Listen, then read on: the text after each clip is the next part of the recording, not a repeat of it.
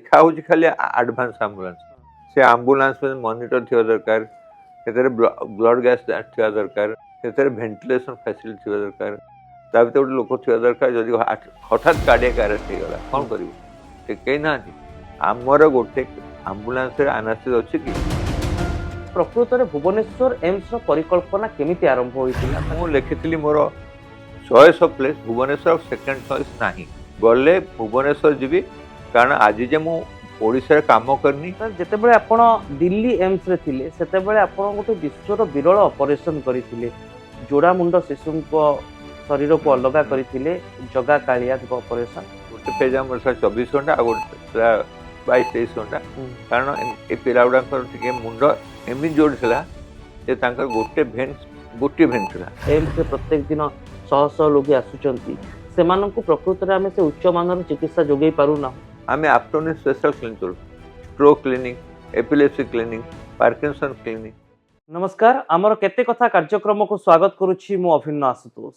आज केते कथा कार्यक्रम रे पुणी अनेक किछि कथा हेबा पई आम सहित जोड़ी होइचंती आउ जणे अतिथि डॉक्टर अशोक कुमार महापात्र सर आपन को स्वागत करुछि। नमस्कार। केवल भारत नुहे विश्वर जणे प्रतिष्ठित न्यूरोसर्जन डॉक्टर महापात्र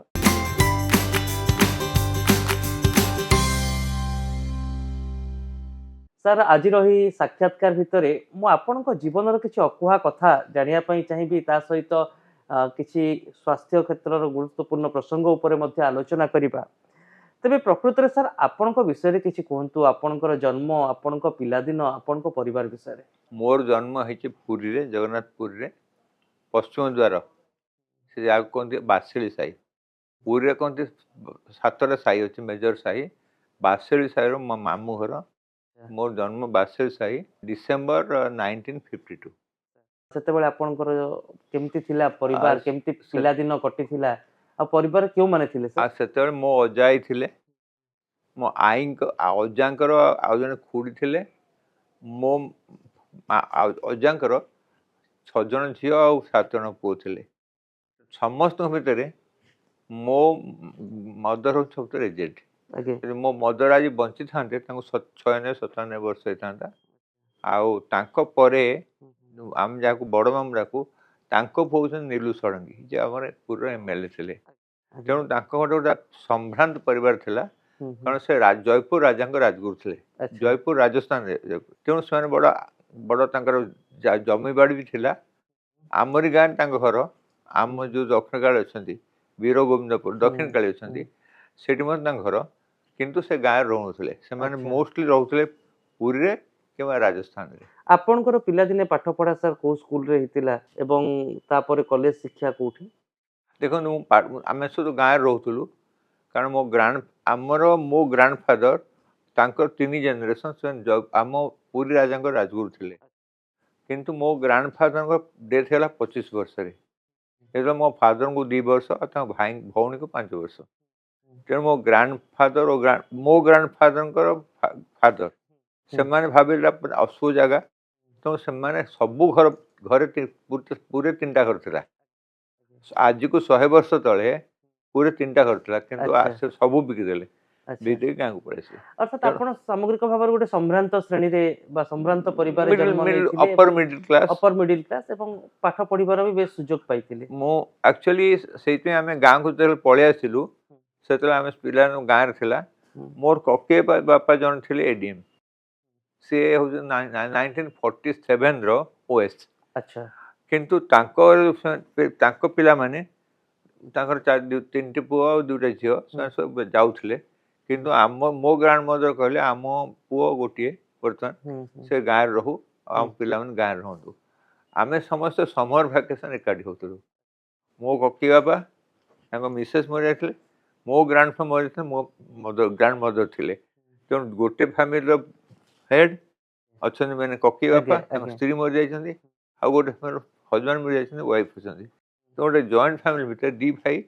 2टा परिवार गोटे एकाठी रोचे जॉइंट फैमिली तेणु आम जो एकाठी हो से 20 जन खंड हो जाऊ किंतु मोर तांको फैमिली आम फैमिली ग्रेट ग्रांड मदर मो मदर ककी बापा सब 20 जन खंड समस्त मिसिके मोर आपन स्कूल शिक्षा सर कोठी मो शिक्षा होची भार्गव हाई स्कूल ସେଟା ହଉଛି ବୀର ନରସିଂହପୁର ଜାଣିଥିବେ ହୁଁ ହୁଁ ଯେମିତି ଆମର ସବୁ ଗାଁ ବୀର ଗୁଡାକ ନରସିଂହପୁର ଶାସନ ଯୋଉଟା କୁହାଯାଉଛି। ବୀର ନରସିଂହପୁର ଶାସନ ସେଠି ମୁଁ ପଢିଲି ଷଷ୍ଠ ସପ୍ତମ ଅଷ୍ଟମ ନବମ ଦଶମ ଏକାଦଶ ସେତେବେଳେ ଏକାଦଶ ଥିଲା ହୁଁ ତେଣୁ ଆମେ ଗାଁରେ 5th କ୍ଲାସ୍ ପଢିଲୁ ହୁଁ ଆମ ଗାଁର ତାପରେ ଆମେ ହାଇସ୍କୁଲ ଗଲୁ ହାଇସ୍କୁଲ ହେଲା ଭାର୍ଗବ ହାଇସ୍କୁଲ ସେଠି ମୁଁ 62 ମସିହାରୁ 67 ମସିହାରେ ପଢିଲି ଆପଣଙ୍କର ସ୍କୁଲ କ୍ୟାରିୟରରେ ଆପଣଙ୍କ ପରଫରମାନ୍ସ କେମିତି ରହୁଥିଲା? ଭଲ ରହୁଥିଲା ମୋର ସ୍କୁଲରେ ସେତେବେଳେ ତ ମୁଁ 540 ମାର୍କ ରଖିଲି ହାଇସ୍କୁଲରେ ମୁଁ ଯେତିକି ମାର୍କ ଏକ୍ସପେକ୍ଟ କରୁଥିଲି କମ୍ ରହିଲା ହୁଁ କିନ୍ତୁ ମୁଁ କ୍ଲାସରେ ଫାଷ୍ଟ ହଉଥିଲି ହୁଁ ହୁଁ ପ୍ରଥମ ଫାଷ୍ଟ ହଉନଥିଲି ଯେତେବେଳେ ଆମେ ହଠାତ୍ ଯାଇକି ଅନ୍ୟ ପିଲାଙ୍କ ସାଙ୍ଗେ ମିଶିଲୁ ଆଜ୍ଞା କାରଣ ସେତେବେଳେ ତ ସ୍କୁଲ କମ୍ ଥିଲା ହୁଁ ହୁଁ ଆଉ ଲୋକ ଆଭରେଜ ଆମ ଗାଁଠୁ ଭାର୍ଗବ ଆସୁ 6 କିଲୋମିଟର ଥିଲା ହୁଁ ହୁଁ ଆମେ ଚାଲି ଚାଲି ଯାଉ ଚାଲି ଚାଲି ଆସୁ ଆଚ୍ଛା ତେଣୁ ଟିକେ ଟାୟାର୍ଡ ହେଇଯାଉ ତେଣୁ ସେଠି ଯେତେବେଳେ ପ୍ରଥମରେ କମ୍ପିଟିସନ ଲାଗେ ଆଚ୍ଛା ତେଣୁ ଫାଷ୍ଟ 2-3 ଇୟର୍ସ ରହୁଥିଲା ମୋର ଫାଷ୍ଟ ଡିଭିଜନ ମାର୍କ ହଉଥିଲା କିନ୍ତୁ ଫାଷ୍ଟ ହଉନଥିଲି କିନ୍ତୁ ଭିତରେ ଗୋଟେ କିନ୍ତୁ ପ୍ରତିଯୋଗିତାମୂଳକ ମନୋଭାବ ରହୁଥିଲା ଯେ ନାଇନ୍ଥ ପ୍ରଥମ ହେବି। 9th 10th 11 ମୁଁ କ୍ଲାସରେ ସେକେଣ୍ଡ ଆଉ ଫାଷ୍ଟ ହେଲି ଆଚ୍ଛା ଆଉ ଫାଇନାଲ ପରୀକ୍ଷା ହାଇସ୍କୁଲ ହେଲା 68ରେ ହୁଁ ମୁଁ 540 ମାର୍କ ଆରାଉଣ୍ଡ 70% ମାର୍କ ରଖିଲି ଆଉ ଫାଷ୍ଟ ହେଲି ଆଚ୍ଛା ସାର୍ ଯାହା ମୋ ପାଖରେ ସୂଚନା ରହିଛି ଆପଣ 1975 ମସିହାରେ ମେଡିକାଲ ପାଠପଢା ପାଇଁ ଆସିଥିଲେ କିନ୍ତୁ ସେତେବେଳେ ଯଦି ଆମେ ଦେଖିବା ଓଡ଼ିଶାର ଶୈକ୍ଷିକ ବାତାବରଣ ଆର୍ଥିକ ବାତାବରଣ ସାମାଜିକ ସ୍ଥିତି ଏତେ ଭଲ ନଥିଲା ତେବେ ସେହି ସମୟରେ ଆପଣ ମେଡିକାଲ ପାଠପଢା ପାଇଁ କାହିଁକି ଇଚ୍ଛା ପ୍ରକାଶ କଲେ ଏ ଛୋଟବେଳୁ ଆପଣଙ୍କର ଆଗ୍ରହ ଥିଲା ନା ଗୋଟେ ସମୟର ଗତିଚକ୍ରରେ ଆପଣ ମେଡିକାଲ ପାଠପଢା ପାଇଁ ଆଗ୍ରହ ପ୍ରକାଶ କଲେ? ଆକ୍ଚୁଆଲି ମୋ ଫାଦରଙ୍କର 3 ଜଣ ଭଉଣୀ ଥିଲେ ହୁଁ 3 ଜଣ ଭଉଣୀ ଯୋଉ ଇମିଡିଏଟ ଭଉଣୀ ଥିଲେ ହୁଁ ତାଙ୍କ ହଜବାଣ୍ଡ ଜଣେ ପ୍ରଫେସର ସର୍ଜରୀ ଥିଲେ ହୁଁ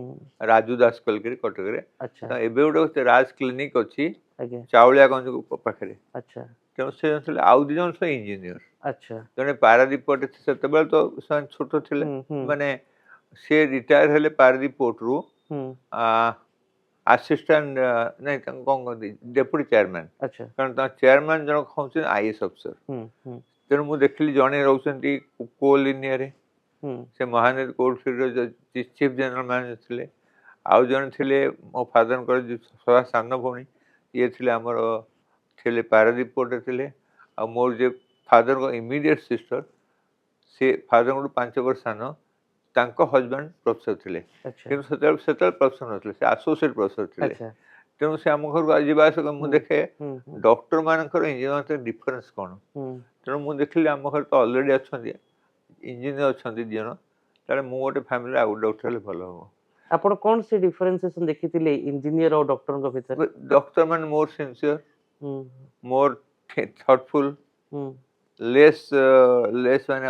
ଇମିଡ଼ିଏଟ୍ ଗୋଟେ କହିବେନି କ'ଣ କରିବା ଗୋଟେ ରୋଗୀଟେ ହୁଁ ଆସୁଛି କ'ଣ ହବ କ'ଣ ନ ହବ ହୁଁ ଆଉ ଏତେ ଫ୍ରିଲି ମିକ୍ସ କରିପାରନ୍ତି କାରଣ କେତେବେଳେ କ'ଣ ପଡ଼ିଯିବ କିନ୍ତୁ ହୁଁ ଇଞ୍ଜିନିୟରଙ୍କ ଉପରେ କାମ ସାରି ଆସିଲା ପରେ ଫ୍ରି ଆଜ୍ଞା କିନ୍ତୁ ଆମେ କାମ ସାରି ଆସିଲା ଘରୁ ଯାଉଛି ଇମିଡ଼ିଏଟଲି କଲ୍ ଆସିଲା ଆଉ ଗୋଟେ ପେସେଣ୍ଟ ସିରିୟସ୍ ହେଲା ପଳେଇ ଆସ ଆଜ୍ଞା ତେଣୁ ବହୁତ ଜିନିଷ ଲାଇଫ୍ ଷ୍ଟାଇଲର ଡିଫରେନ୍ସ ଅଛି ହୁଁ କିନ୍ତୁ ଆପଣ ପରିଶ୍ରମ ବେଶୀ କରିବ ସମାଜରେ ଆପଣଙ୍କୁ ଗୋଟେ ପୋଜିସନ୍ ବନେଇ ପାରିବେ ଆଉ ପଇସା ବି ମିଳିବ ଆପଣ ଜୀବନରେ ସେମାନଙ୍କର ଗୋଟେ ହେଲେ ପଇସା ଯାହା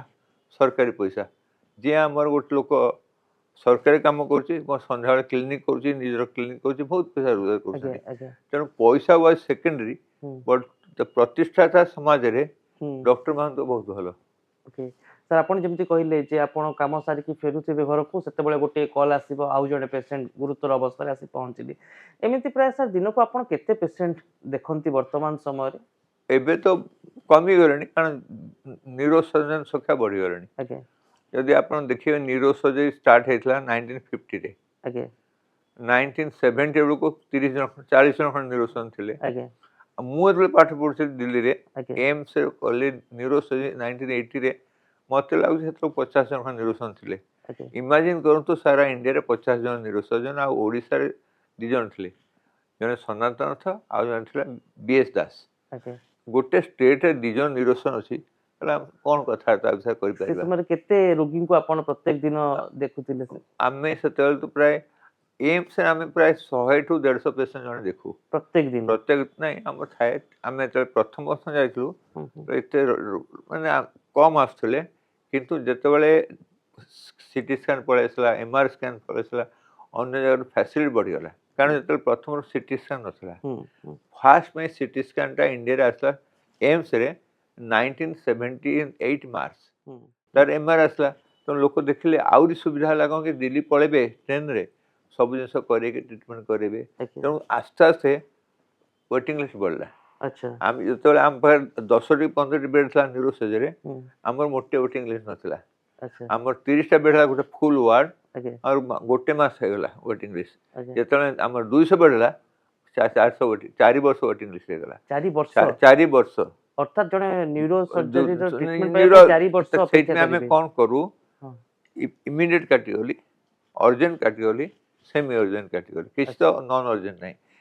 गोटे लोक ब्रेन ट्यूमर आसे कोमार अच्छे निश्वास आगे। नौचे आउ किस समय डेथ हो हम्म, से इमीडिएट तब काजुअल एडमिट करबो ऑपरेशन करबो हम्म, आउ गोटे किसी ब्रेन हेमरेज अच्छी तो स्टडी करिया पड़ो कॉज ऑफ ब्रेन हेमरेज तो एडमिट करबा काली जो तार किछ बाहरला काली पर ऑपरेशन करबा अच्छा सेमी अर्जेंट कैटेगरी तापर आसला ब्रेन ट्यूमर चला बुला करछि आसिला एम थिला हमर आउ त स्लिप डिस्क तेणु अच्छा। आम आमर जे एडमिट करती आगे काजुअल हो कि ओपीडी हो से जानी था कु कैटेगरी अच्छा आमे सब एज ए फैकल्टी हाँ ओपीडी देखू काजुअलिटी देखू आमे category A B C D दे दऊ हम्म। अर्जेंट सेमी अर्जेंट रूटीन आउ कुआडे जाई परिबो तेणु आज आमर किंतु पूरा समय बदली जाइछि आज बोधे बहुत बदल जाइए कारण आज बहुत बेसी मोर मन अच्छी दिल्ली रे टोटाल 5 जन न्यूरोसर्जन थिले अच्छा एम्स से 3 जन सफदरजंग रे केही रहुथे नथिले गोटे जने पंथ जने 5 जन न्यूरोसर्जन अच्छा वर्तमान दिन रे हमर 1000 न्यूरोसर्जन ଏବଂ ସେତେବେଳେ ଜଣେ ଜଣେ ରୋଗୀଙ୍କୁ 4 ବର୍ଷ ପର୍ଯ୍ୟନ୍ତ ବି ଅପେକ୍ଷା କରିବାକୁ କରିବା ପଡୁଥିଲା ପଡୁଥିଲା ଯଦି ତାଙ୍କର ନ୍ୟୁରୋ ସର୍ଜରୀର ଗୋଟେ ବେଟର ଟ୍ରିଟମେଣ୍ଟ ପାଇବା ହଁ ବେଟି ଯଦି कारण बहुत लोग दिल्ली ରୁ ଆସୁଥିଲେ ଆଜ୍ଞା, ଅନ୍ୟ ଜାଗାରୁ ବାହାର ଆସୁଥିଲେ ରାଜ୍ୟରେ ଆସୁଥିଲେ। ओडिशा ରୁ ଆସୁଥିଲେ ହଁ। ବେଶୀ ଆସୁଥିଲେ ବିହାର वेस्ट बेंगल ଆଉ ଆସାମ ହୁଁ କିଛି ଫ୍ୟାସିଲିଟି ନଥିଲା ଆସାମରେ ତ କିଛି ନଥିଲା ଫ୍ୟାସିଲିଟି ଆଚ୍ଛା ସାର୍ ଯଦି ଆମେ ଆପଣଙ୍କ କ୍ୟାରିୟର ଦେଖିବା ଆପଣଙ୍କ କ୍ୟାରିୟରର ଗୋଟେ ବଡ଼ ଭାଗ ବା ଅଧିକାଂଶ ଭାଗ ଆପାତତଃ ଏମ୍ସରେ କଟିଛି ଏମିତିକି ଭୁବନେଶ୍ୱର ଏମ୍ସର ପ୍ରତିଷ୍ଠାରେ ମଧ୍ୟ ଆପଣଙ୍କର ବଡ଼ ଭୂମିକା ଥିଲା ଜାଣିବା ପାଇଁ ଚାହିଁବି ସାର୍ ଯେ ପ୍ରକୃତରେ ଭୁବନେଶ୍ୱର ଏମ୍ସର ପରିକଳ୍ପନା କେମିତି ଆରମ୍ଭ ହୋଇଥିଲା ତାକୁ କେମିତି ସଫଳତାର ସହିତ ପ୍ରତିଷ୍ଠା କରାଗଲା ମୁଁ ଏମ୍ସ ରେ 43 ବର୍ଷ ରହିଲି ସେ 43 ବର୍ଷ ଭିତରେ ମୁଁ ଦୁଇଟା ଛୋଟ ଛୋଟ ଗ୍ୟାପ୍ ନେଲି ଗୋଟେ ଥିଲା Sanjay Gandhi post graduate institute ହୁଁ ସେଠି ମୁଁ 3 ବର୍ଷରେ 1000 କୋଟିର କନଷ୍ଟ୍ରକ୍ସନ କଲି ଆଚ୍ଛା ତାପରେ ମୋର ସେଟା ଥିଲା 6 ରୁ 9 ଆଜ୍ଞା 6 ରୁ 9 ତାପରେ ମୁଁ ଯେତେବେଳେ ଭୁବନେଶ୍ୱର ଆସିଲି ସେତେବେଳେ ମୋତେ ପଚାରିଲେ ମୁଁ ଲେଖିଥିଲି ମୋର choice of place Bhubaneswar second choice ନାହିଁ ଆଚ୍ଛା ଆମର ସେ ଛଅଟି ଜାଗା ଥିଲା ପାଟନା ଭୋପାଳ ଭୁବନେଶ୍ୱର ରାୟପୁର ଋଷିକେଶ ଛଅଟା ଜାଗା ହୁଁ, ସେଥିରେ ମୁଁ ଖାଲି ଲେଖିଲି ଭୁବନେଶ୍ୱର ଭୁବନେଶ୍ୱର ସେ ମୋତେ କହିଲେ ଆପଣ ଋଷିକେଶ ମୁଁ କହିଲି କାହିଁ ଋଷିକେଶ ଯିବି ଭୋପାଳ ମୁଁ କହିଲି କୁଆଡ଼େ ଯିବିନି ଗଲେ ଭୁବନେଶ୍ୱର ଯିବି କାରଣ ଆଜି ଯେ ମୁଁ ଓଡ଼ିଶାରେ କାମ କରିନି ଆଜି ସେତେବେଳକୁ 2012 ଆଜ୍ଞା ମୁଁ ଆଜ୍ଞା କହିଲି ଗଲା 38 ଇୟର୍ସ ହେଲା ମୁଁ କାମ କରୁଛି ଦିଲ୍ଲୀରେ ହୁଁ ଆଉ ଓଡ଼ିଶା ପାଇଁ କିଛି କରିନି ହୁଁ ଯଦି ମୋତେ ଆପଣ ଭୁବନେଶ୍ୱର ଦେବେ ହୁଁ ଆଇ ୱିଲ୍ ଗୋ ନହେଲେ ଯିବିନି ହୁଁ ତାପରେ ଚେଷ୍ଟା କରିବି ଆମ ଓଡ଼ିଶାର ହେଲ୍ଥ ଷ୍ଟାଣ୍ଡାର୍ଡ କେମିତି ଇମ୍ପ୍ରୁଭ୍ କରିବା ସେତେବେଳେ ଆପଣ ଓଡ଼ିଶାରେ ଭୁବନେଶ୍ୱର ଏମ୍ସ ପାଇଁ ହିଁ ମନୋନିବେଶ ଗୋଟିଏ କରିଥିଲେ ଗୋଟିଏ ପାଇଁ କହୁଥିଲି ତାଙ୍କୁ କ୍ଲିୟରଲି କହିଦେଇଥିଲି ହେଲ୍ଥ ସେକ୍ରେଟାରୀ ଥିଲେ ହେଲ୍ଥ ମିନିଷ୍ଟର ଥିଲେ ଡିଜି ଥିଲେ ସେମାନେ କହିଲେ କାହିଁକି ତୁମେ ଗୋଟିଏ ଜାଗା ଦେଇଛ ଆମେ ଯଦି ସେକେଣ୍ଡ ଜାଗାଟା ଦେବୁ ଥାର୍ଡ ଜାଗାଟା ଭୋପାଳ ପଠେଇବୁ ଆଉ କୋଉଠି ମୁଁ କହିଲି କୁଆଡ଼େ ଯିବିନି ଆପଣ ଲେଖିଦିଅନ୍ତୁ ମୁଁ କୁଆଡ଼େ ଯିବିନି ଆଚ୍ଛା ଆପଣଙ୍କର ଓଡ଼ିଶାରେ କାମ କରିବା ପାଇଁ ମୁଁ କହିଲି ମୁଁ ଯିବି ହୋମ୍ ଷ୍ଟେଟ୍ ଯିବି ହଁ। ଲୋକ ସମ୍ ଟାଇମ୍ରେ ହୋମ୍ ଷ୍ଟେଟ୍ ଆଭଏଡ୍ କରନ୍ତି ଏ ଲଟ୍ ଅଫ୍ ଇନଫ୍ଲୁଏନ୍ସ ପ୍ରକୃତରେ ଭୁବନେଶ୍ୱର ଏମ୍ସର ପ୍ରତିଷ୍ଠାର ମୂଳଦୁଆ ସାର୍ କେବେ ପଡ଼ିଥିଲା କେବେ ପ୍ରକ୍ରିୟା ଆରମ୍ଭ ହେଲା ଏବଂ ଏହି ଏମ୍ସର ପ୍ରତିଷ୍ଠାରେ ଆପଣଙ୍କର ନିର୍ଦ୍ଦିଷ୍ଟ ଭୂମିକା ବିଷୟରେ ଟିକେ କହିବେ କି ଦେଖନ୍ତୁ ମୂଳଦୁଆ ତ ପକେଇଥିଲେ ମିଷ୍ଟର ବାଜପେୟୀ ହୁଁ ଅଟଳ ବିହାରୀ ବାଜପେୟୀ ହୁଁ ସେଟା 15 ଜୁଲାଇରେ ଆଜ୍ଞା ତାକୁ ଆମେ ଫାଉଣ୍ଡେସନ କରୁଥିଲୁ ହୁଁ ସେଟା 2004ରେ 3-4ରେ ହୁଁ ହୁଁ ଆଫ୍ଟର 2004 ଇଲେକ୍ସନ ହୁଁ ତାପରେ ବାଜପେୟୀଙ୍କ ସରମାଜ ପଳେଇଲା ଆଉ ଆମର ୟୁପିଏ ଗଭର୍ଣ୍ଣମେଣ୍ଟ ଆସିଲା ଆଜ୍ଞା। ମନମୋହନ ସିଂ ହୁଁ ତେଣୁ ଏଇଟା ହେଉଛି ବାଜପେୟୀଙ୍କର ଗୋଟେ ବ୍ରେନ୍ ଚାଇଲ୍ଡ ଆଚ୍ଛା ଆମେ प्रधानमंत्री स्वास्थ्य सुरक्षा योजना अच्छा से चाहूले जदि आम स्वास्थ्य आ शिक्षा स्ट्रंग न कर देश आम देश विश्वगुरु हो पारे आज कहते तेणु से चाहूले 6टी प्रथम फेज रे तांकर प्लान था 13,000 करोड़ आगे तेणु आम 6 टाइम्स प्राय 4,000 खंडे करोड़ माने 6 टाइम्स दिल्ली बाहर मध्य एम्स रो फैसिलिटी जोगैया पे योजना सेटा फास्ट फेजेस माने 6 टाइम्स प्राय 4,000 करोड़ देले आउ 9,000 करोड़ देले 15टा खंडे जगह को अपग्रेड करिवे से थिला हमर संजय गांधी गोटे सुपर स्पेशलिटी हॉस्पिटल 200 करोड़ रो तापरे बनारस हिंदू यूनिवर्सिटी थिला तापर त्रिवेंद्रम में थिला तापर पंडिचेरी थिला मदुराई थिला तो तांकर एम हैला खाली आमे एम्स करवानी केथिटे एम करा संगे संगे अन्य गोटे स्टेट मेडिकल कॉलेज इंप्रूव करिया तेणु तांकर से जो थिला जे आमे एम्स करवा ओडिशा स्टेट गवर्नमेंट को इन्वॉल्व न करवा ताले तांकर कोऑपरेशन रहबनी तेणु से कहले आमे एम्स करवा 6टा ता संगे संगे प्रथम फेज रे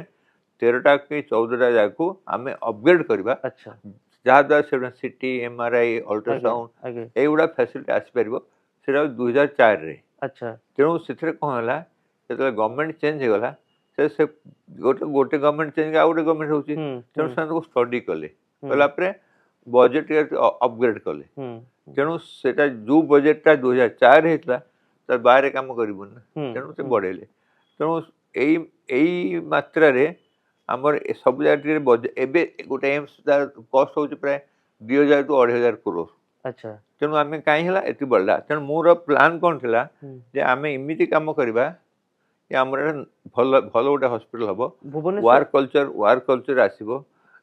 आम सब कम पैसा था भुवनेश्वर एम्स प्रकृत में केते व्यवरात करा जायतिला एवं केते खर्च हैला एम्स दिया 530 करोड़ अच्छा आ सेतिके हम खर्च करथलु ता भीतर हम सजा करथु ता परे आउरी एडिशन हला जोरा हेची वर्तमान जदि एति करबा एटा 3,000 करोड़ हबो अच्छा सर जेते बेले आपण दिल्ली एम्स रे थिले सेते बेले आपण गोटे विश्वर विरल ऑपरेशन करिथिले जोड़ा मुंड शिशु को शरीर को अलग करिथिले जगा कालिया को ऑपरेशन आपण से ऑपरेशन रो अनुभूति किछि कहिबे कि जे केबे ठारू आपण से जगा कालिया को प्रथमे चिकित्सा आरंभ कले केबे अस्त्रोपचार पई पूरा चूड़ांत निष्पत्ति नेले एवं अस्त्रोपचार आरंभ होला प्राय 16 घंटार ऑपरेशन थिला आज जे पृथ्वी 16 कि 17 ऑपरेशन हेछि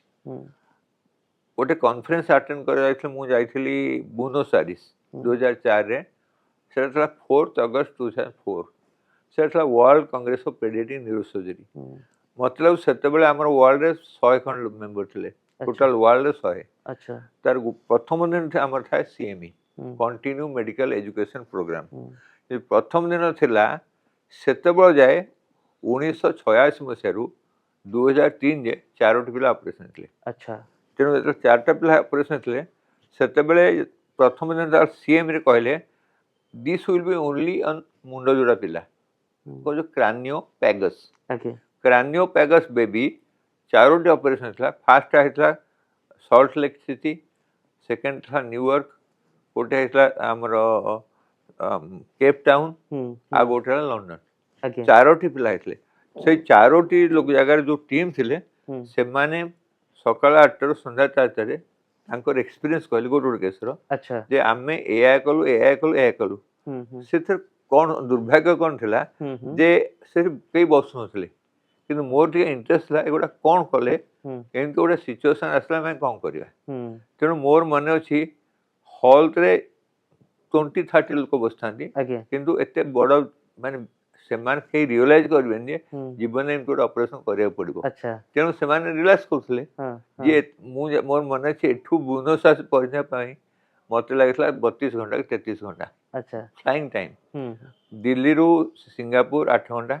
सिंगापुर रु केप टाउन 12 घंटा केप टाउन जोहान्सबर्ग 3 घंटा जोहान्सबर्ग पूरा ट्रांस आटलाइन 12 घंटा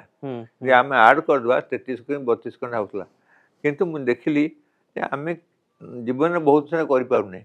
जानिया तो दरकार तो मुझे पूरा दिन भी बोझे किंतु सेतेबेले भाबी नथिबे जे गोटे एमती ऑपरेशन ओडिसा करिया पे काई भाबी आम तार एते विरल ऑपरेशन काई भाबी किंतु मु जानथली आमे जानले कोन असुविधा अछि ହଁ। ଏତେ ଗୋଟେ ଇଣ୍ଟରେଷ୍ଟିଂ କେସ୍ ମୁଣ୍ଡରେ ମୁଁ ଶୁଣିନି କେବେ ଦେଖିନି କେବେ ତ ମତେ ଅସୁବିଧା କଣ ଅଛି ଅର୍ଥାତ୍ 2004 ର ସେ ସେ ସେସନରେ ଏକ୍ସପିରିଏନ୍ସ ଯାହା ମାନେ ମଧ୍ୟ ଆପଣ ଶିଖିଲେ ତାକୁ ଆପଣ ପରବର୍ତ୍ତୀ ମାନେ ସମୟରେ ମୁଁ ଦେଖିଥିଲି ଇମ୍ପ୍ଲିମେଣ୍ଟ କଲେ, ଯାହା ମଧ୍ୟ ଆପଣ ଆଲୋଚନା ହଁ ମାଧ୍ୟମରେ ହଁ ଜାଣିଲେ, ନିଷ୍କର୍ଷ ଯାହା ବାହାରିଲା। କିନ୍ତୁ ମତେ ସେଟା ଅନୁଜୁଆଲ ଲାଗିଲାନି କାରଣ I have hard and scene how the people operating and how much time most of the people जो 4टा केस ऑपरेशन ହେଇଥିଲା ଦିଟା ଷ୍ଟେଜ କରୁଥିଲେ କେହି ଗୋଟେ ଷ୍ଟେଜ କରିନାହାନ୍ତି ଫାଷ୍ଟ କେସଟା ଯେତେବେଳେ ହେଲା ୟୁଏସ ରେ ସେ ଦିଟା ପିଲା ଯାଇଥିଲେ ଜର୍ମାନରୁ ଆଚ୍ଛା ସେପ୍ଟେମ୍ବର 13 ସେପ୍ଟେମ୍ବର 1946 ମସିହାରେ ସେ କେସଟା ୟୁଏସ ରେ ହେଲା ଆଚ୍ଛା ସେ ଦିଟା ଷ୍ଟେଜ କଲେ ଗୋଟେ ଷ୍ଟେଜ ଥିଲା 12 ଘଣ୍ଟା ଆଉ ଗୋଟେ ଥିଲା 16 ଘଣ୍ଟା 17 ଘଣ୍ଟା ଥିଲା ତାପରେ ଆଉ କୌଣସି କେସଟା ଗୋଟେ ଫେଜରେ ହେଇନି ସେଇଥିପାଇଁ ଆମେ ଭାବିଲୁ ଦିଟା ଫେଜ କରିବା ଷ୍ଟଡି କରିବା ତେଣୁ ଫାଷ୍ଟ ଫେଜଟା ହେଲା ଆମର ଅଗଷ୍ଟରେ ଅଗଷ୍ଟ 25 ସେକେଣ୍ଡ ଫେଜଟା ଆମେ ଅକ୍ଟୋବର 28 ଏମିତି କରିକି ଗୋଟେ ଫେଜ ଆମର ଥିଲା 24 ଘଣ୍ଟା ଆଉ ଗୋଟେ ଫେଜ ଥିଲା 22-23 ଘଣ୍ଟା କାରଣ ଏ ପିଲା ଗୁଡାଙ୍କର ଟିକେ ମୁଣ୍ଡ ଏମିତି ଯୋଡି ଥିଲା ଯେ ତାଙ୍କର ଗୋଟିଏ ଭେନ୍ ଥିଲା ଆଉ ସେଇଟା ପୃଥିବୀରେ ଫାଷ୍ଟ ଟାଇମ୍ ପାଇଁ ହଉଥିଲା ଯେ 2 people have got ଏକ ମେଜର ଭେନ୍ ଆମର କୌଣସି ଯୋଉ 4ଟା କି 5ଟା କେସ୍ ହେଇଥିଲା ଆଗରୁ 10ଟା କେସ୍ ହେଇଥିଲା କୌଣସି କେସ୍ ନଥିଲା ଯେ ମେନ୍ ଭେନ୍ଟା ଗୋଟେ କେମିତି ଅପରେସନ କଲେ ଯଦି ଗୋଟିଏ ଭେନ୍ ଥିଲା? ସେଥିରେ ଆମେ କ'ଣ କଲୁ ଗୋଟେ ପିଲାକୁ ମେନ୍ ଭେନ୍ ଦେଇଦେଲୁ ଆଉ ଗୋଟେ ପିଲା ପାଇଁ ଗୋଟେ କାଡାଫର ଯୋଉ ଭେନ୍ ଗୋଡରୁ ସେ ଭେନ୍ଟା ଆମର ଭେନ୍ ବ୍ୟାଙ୍କରେ ଥିଲା କିନ୍ତୁ ଆପଣ ଜାଣିଛନ୍ତି ବ୍ଲଡ ବ୍ୟାଙ୍କ କିନ୍ତୁ ଆପଣ ଜାଣିନାହାନ୍ତି vein bank bone bank skin bank ଗୁଡା ଜାଣିନାହାନ୍ତି ଆମେ ଦେଢ଼ ବଡ଼ ସ୍କିନ୍ କାଟି ରଖିଦେଲୁ ଆମେ ଦେଢ଼ ବଡ଼ ଭେନ୍ ଗୁଡା କାଟିଦେଲୁ ଆମେ ବୋନ୍ କାଟିକି ରଖିଦେଲୁ ତାହେଲେ ଏଗୁଡା ସବୁ ଆମ ପ୍ରିଜର୍ଭେଟିଭ୍ ଥିବ ଯେତେବେଳେ ଯାହାର ଦରକାର ପଡେ ଯୋଡ଼ି ପାରିବୁ ତେଣୁ ଏଇଟା ଭାରି ଅନୟୁଜୁଆଲ ଲାଗିବ ଯେ ଆମେ ବ୍ଲଡ ବ୍ୟାଙ୍କ ଛାଡ଼ିକିରି ଆମେ କହୁଛେ skin bank nerve bank vein bank ଏସବୁ ଅଛି ସବୁ ତେଣୁ ଆମର ଯୋଉ ସେ ପିଲାଙ୍କର ମଧ୍ୟ ଆମେ ସ୍କିନ୍ ବ୍ୟାଙ୍କ ଆଣିଲୁ ଭେନ୍ ବ୍ୟାଙ୍କରୁ ଭେନ୍ ଆଣିଲୁ ସେ ଏମ୍ସର ସବୁ ଏମ୍ସର ଡିଫରେଣ୍ଟ ପାର୍ଟ ଗୋଟେ ବ୍ଲଡ ବ୍ୟାଙ୍କ ଗୋଟେ ପାର୍ଟ ସ୍କିନ୍ ବୋନ୍ ଭେନ୍ ସବୁ ରହିଥାଏ ତେଣୁ ଆମେ ଜାଣିଥିଲୁ ସେ ଭେନ୍ଟା ଭେନ୍ ବ୍ୟାଙ୍କରୁ ନେଇ ଆସିଲୁ। ଆପଣ ଅପରେସନ କରିବା ଭିତରେ ଜାଣିଥିଲେ ବା ଆଶା ବାନ୍ଧିଥିଲେ ଯେ ପ୍ରକୃତରେ ଅପରେସନ ସଫଳ ହେବ ନା ନିଜେ ଯେଉଁ ଅପରେସନ କରୁଛନ୍ତି ତାକୁ ନେଇ ଆପଣଙ୍କ ଭିତରେ ବି କିଛିଟା ସନ୍ଦେହ ଥିଲା ସେ ସମୟରେ? ଦେଖନ୍ତୁ ଆମେ ପ୍ରାୟ 60-70 ଜଣଙ୍କର ଗୋଟେ ଟିମ୍ ଗଲୁ ସେଥିରେ ନ୍ୟୁରୋ ସର୍ଜନ ଯେ ମାଷ୍ଟର ତା ଛଡ଼ା ଆନାସ୍ଥେଟିଷ୍ଟ ପ୍ଲାଷ୍ଟିକ ସର୍ଜନ ଅର୍ଥୋପେଡିକ ସର୍ଜନ ଆଉ ସବୁଥିରେ ଆମେ 7-8 ଜଣ କାର୍ଡିଓଲୋଜିଷ୍ଟ କାର୍ଡିଆକ୍ ସର୍ଜନ ଯଦି ହାର୍ଟରେ କ'ଣ ଦରକାର ପଡ଼ିଲା ତେଣୁ ଆମେ 6-7 ଜଣ ସ୍ପେଶାଲିଟି ଡକ୍ଟରଙ୍କର ତା ଛଡ଼ା କ୍ରିଟିକାଲ କେୟାର ଆନାସ୍ଥେସିଆ ଟେକ୍ନିସିଆନ ଯେଉଁମାନେ ଓଟିରେ ବିନା ଇଣ୍ଟରପ୍ସନରେ 24 ଘଣ୍ଟା କାମ କରିପାରିବେ ସେଇଭଳିଆ ଟିମ୍ ଆମେ ନେଲୁ ଆଉ ସେମାନେ ଗୋଟେ ଆମେ ତାଙ୍କୁ କହିଲୁ if you are prepared you come କାରଣ it will be long time ଆଉ ମୁଁ ପଳେଇବି ମୋ ଦେହ ଭଲ ଲାଗୁନି ବହୁତ ସମୟ କ'ଣ କି ଆମେ ଯେତେବେଳେ ଲମ୍ବା ଟାଇମ୍ କରୁଛୁ ଆମେ ଯେତେବେଳେ ଭୋକ ଲାଗିବ ନିଦ ଲାଗିବ ମୁଣ୍ଡ ବଥା ହବ ମୁଁ କହିଲି ଏମିତି ସେମିତି କିଛି ନାହିଁ ଆପଣ ଆସିବେ ଯଦି କହନ୍ତୁ ନହେଲେ ଆପଣ ଜୁନିୟର ପଠାନ୍ତୁ କିଛି କଣ୍ଟିନ୍ୟୁଅସ୍ ଆପଣ ମାନେ 23-24 ଘଣ୍ଟା ଧରିକି କାମ କରିବେ କ'ଣ କରାଯିବ। ତେବେ ସାର୍ ସେଇ ଅପରେସନ ସଫଳ ହବ ବୋଲି ଆପଣ ଭାବିଥିଲେ? ପୁଣି ଥରେ ସ୍ପଷ୍ଟୀକରଣ ଚାହିଁବେ। ଦେଖନ୍ତୁ ସଫଳତା ଆମେ କହୁଛେ ଡକ୍ଟର ଟ୍ରିଟ୍ ଆଣ୍ଡ ଗଡ୍ କ୍ୟୁର ଆମେ କେମିତି କରିବା ଯେ ଆମେ କେମିତି କହିଦେବା ମୁଁ ଯାହା କରୁଛି ସେଟା ସଫଳ ହବ ଆପଣ ପରୀକ୍ଷା ଯେତେବେଳେ କରାହଉଛି କିଏ ଜାଣିଛି 100ରୁ 100 ନେଇ ଆସିବ ନେଇ ଆସୁଛନ୍ତି ବହୁତ ଲୋକ ଭାବୁଛନ୍ତି I am a good student I get a good mark କିନ୍ତୁ 100ରୁ 100 ଆଣିବା କେତେ ସେଇଭଳିଆ ଆମେ ବିଚାରିଥିବା ୱିଲ୍ ଟେକ୍ ଏ ଷ୍ଟେପ୍ସ କାରଣ ଆମେ ନ କରୁ କିଏ କରିବ। ଭାରତରେ ଏମ୍ସର ରାଙ୍କ ହେଉଛି 5 ନମ୍ବର ଇନ୍ ଦ ୱାର୍ଲଡ ଯଦି ଆମେ ଏମ୍ସର ଷ୍ଟାଟିଷ୍ଟିକ୍ ଆଜି ଦେଖିବା after Harvard medical school Yale university Cambridge ଆଉ ଅକ୍ସଫୋର୍ଡରେ 5 ନମ୍ବରରେ ଆସୁଛି ତେଣୁ ଏମ୍ସ ଭଳିଆ ଗୋଟେ ଭଲ ହସ୍ପିଟାଲରେ କରିନ କୁଆଡ଼େ ପଠେଇବା ତା ଛଡ଼ା ଏଇ ଯେଉଁ ପିଲା ଆସିଛନ୍ତି କନ୍ଧମାଳରୁ ସେମାନେ କୁଆଡ଼େ ଯାଇପାରିବେ ଯାଇପାରିବେନି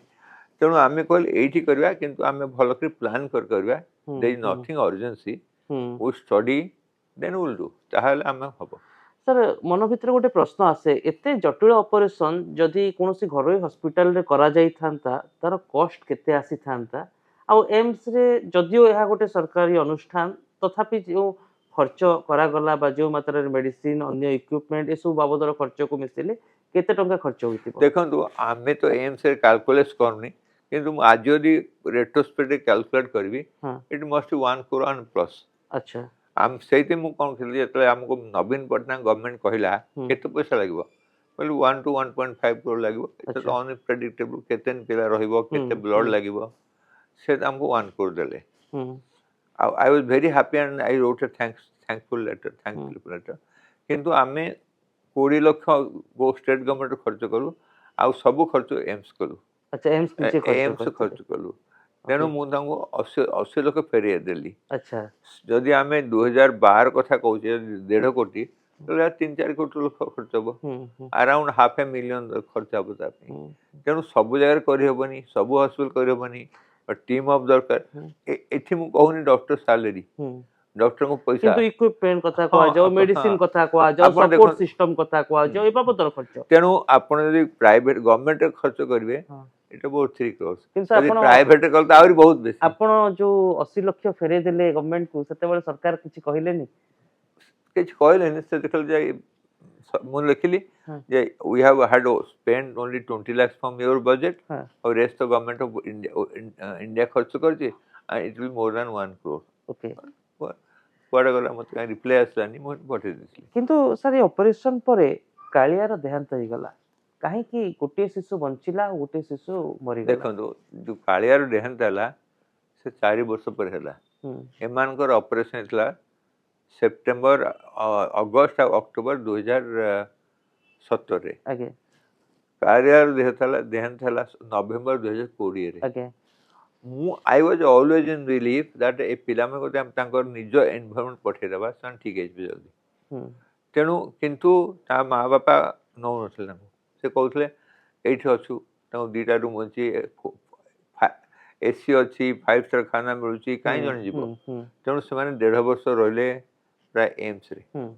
मु आसला को ऑपरेशन सर के दिमास आइतला मु ताको मेंटली कहउथले तुम ओडिसा पळाओ नले तुम घर को पळाओ कारण अच्छा तुम घरे ए पिला में जल्दी ठीक हेबे काहे कि सर काई के family environment they were not ICU they are eating आपण घरे बेसी खुश रहबे ना 5 स्टार होटल रहबे तो निश्चित 5 भाବରେ स्टार घरे जणे घर खुशी रहबो रहइबो। तो आपण तांको एनवायरनमेंट पहुंचे तांको न्यूट्रिशन बढ़िबो लोकल इम्यूनिटी बढ़िबो तांकर सब आस्ते आस्ते से स्टिकर रहितांदा मानसिक चिंताधारा बढ़िबो किंतु हमर श्री एम्स रे 1.5 वर्ष रहले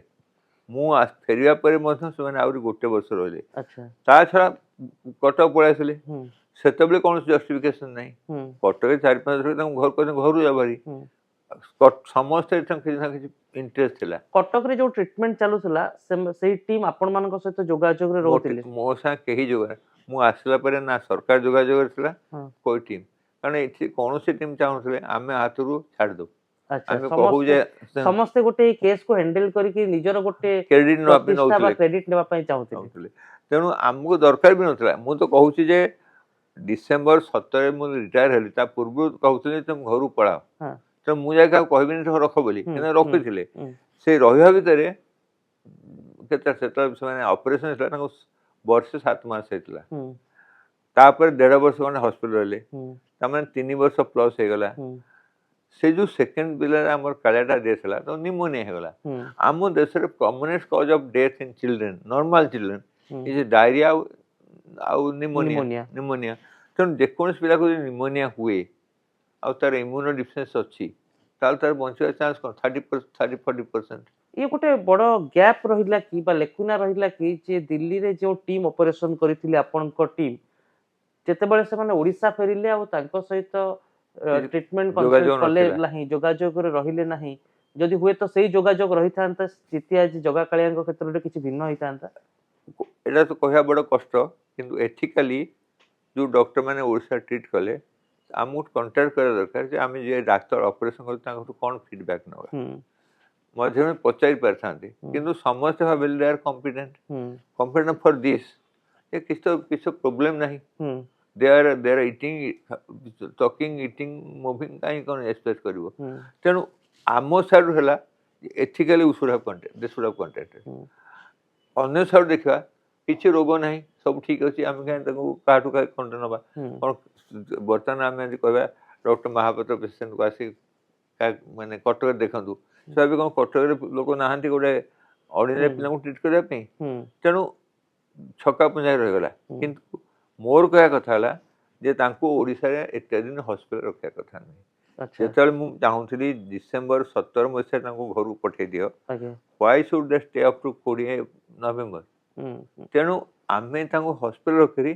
ଏଥିକାଲ କାମ କରିନେ, ହୁଁ ହୁଁ ଆମେ ତାଙ୍କୁ ଘରକୁ ପଠାଇବା କଥା ହୁଁ ଆଉ କହିବା କଥା ଯେ you stay in own environment, ହୁଁ ଯୋଉଠି ଆପଣମାନଙ୍କର ଡେଭଲପମେଣ୍ଟ ଅର୍ଥାତ୍ ତାଙ୍କୁ ଗୋଟେ ମେଡିକାଲ ଏନଭାରମେଣ୍ଟରୁ ବାହାରକୁ ଆଣିକି ଗୋଟେ ଆଣିକରି ସାଧାରଣ ଏନଭାରମେଣ୍ଟ ବା ପରିବେଶରେ ତାଙ୍କର ଇମ୍ୟୁନିଟି ସିଷ୍ଟମକୁ ଦେଖା ଡେଭଲପ କରିବାର ଥିଲା, ତାଙ୍କ ହଁ ଚଳଣିକୁ ଡେଭଲପ କରିବାର ଥିଲା। ପ୍ୟାରେଣ୍ଟସ୍ ମାନଙ୍କ କନଫିଡେନ୍ସ ରହୁନି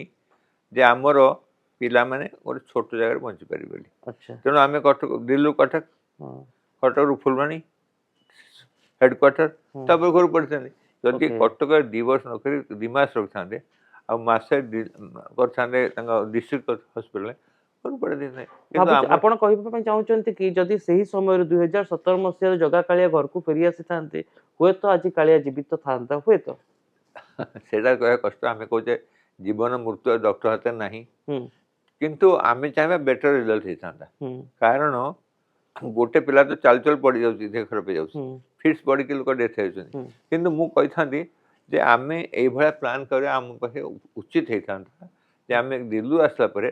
ତାଙ୍କୁ 15 ଦିନ କି ମାସେ ଅବଜର୍ଭ କରିଥାନ୍ତେ କଟକରେ, ହୁଁ ତାପରେ କହିଥାନ୍ତେ ଯାଅ ନାହିଁ ତୁମେ ବର୍ତ୍ତମାନ ତୁମ ଡିଷ୍ଟ୍ରିକ୍ଟରେ ରହ, ଆମେ ଏଇଥିପାଇଁ କରୁଛି ହୁଁ ତୁମେ ସବୁବେଳେ ଫୁଲବାଣୀରେ ରହିବ, ତୁମେ ସବୁବେଳେ କଟକରେ କି ଦିଲ୍ଲୀରେ ରହିବନି। ହୁଁ ତାଙ୍କ ମା ବାପାଙ୍କ ଇଚ୍ଛା ହେଲା ଆମେ ସବୁବେଳେ ଗୋଟେ ବଡ଼ ସହରକୁ ମାଗଣା ଖାଇବୁ ରହିବୁ। ହୁଁ ତେଣୁ ତାଙ୍କର ଆହୁରି 5ଟା ପିଲା, ଜାଣିଛନ୍ତି ଆପଣ? ସେ ଲୋକର 2ଟି ସ୍ତ୍ରୀ ଆଉ 5ଟି ଛୁଆ। ଆଚ୍ଛା ତେଣୁ ତାଙ୍କୁ ଯେତେବେଳେ ଦିଲ୍ଲୀରେ ରହୁଛି ମାଗଣା ଖାଇବା, ରହିବା, ଖାଇବା, ଗୋଟେ 5 ଷ୍ଟାର ହୋଟେଲ ଭଳି ହୁଁ ବହୁତ ଆଶାରେ ଥିଲେ। ହୁଁ ତେଣୁ ସେଇଭଳିଆ ଏନଭାରମେଣ୍ଟରୁ ଫୁଲବାଣୀ ଯାଇକି ପଳେଇବା ପୁଣି ନିଜ ଗାଁକୁ ଯାଇକି ପଳେଇବା, ଗୋଟେ ତେଣୁ ଦେ ୱାର ଏନ୍ଜୟିଂ। ମାଟି ପଥର ପିଲାଙ୍କର ଯାହା ହଉ ଚାଳ ଛପର ଘର ଭିତରେ ରହିବା ନ୍ୟାଚୁରାଲ ଚାହୁଁନଥିଲେ ନ୍ୟାଚୁରାଲ। ସେମାନେ। କିନ୍ତୁ ସାର୍ ବର୍ତ୍ତମାନ ସମୟରେ ଯେଉଁ କଥା ସାମ୍ନାକୁ ଆସେ, ଯଦି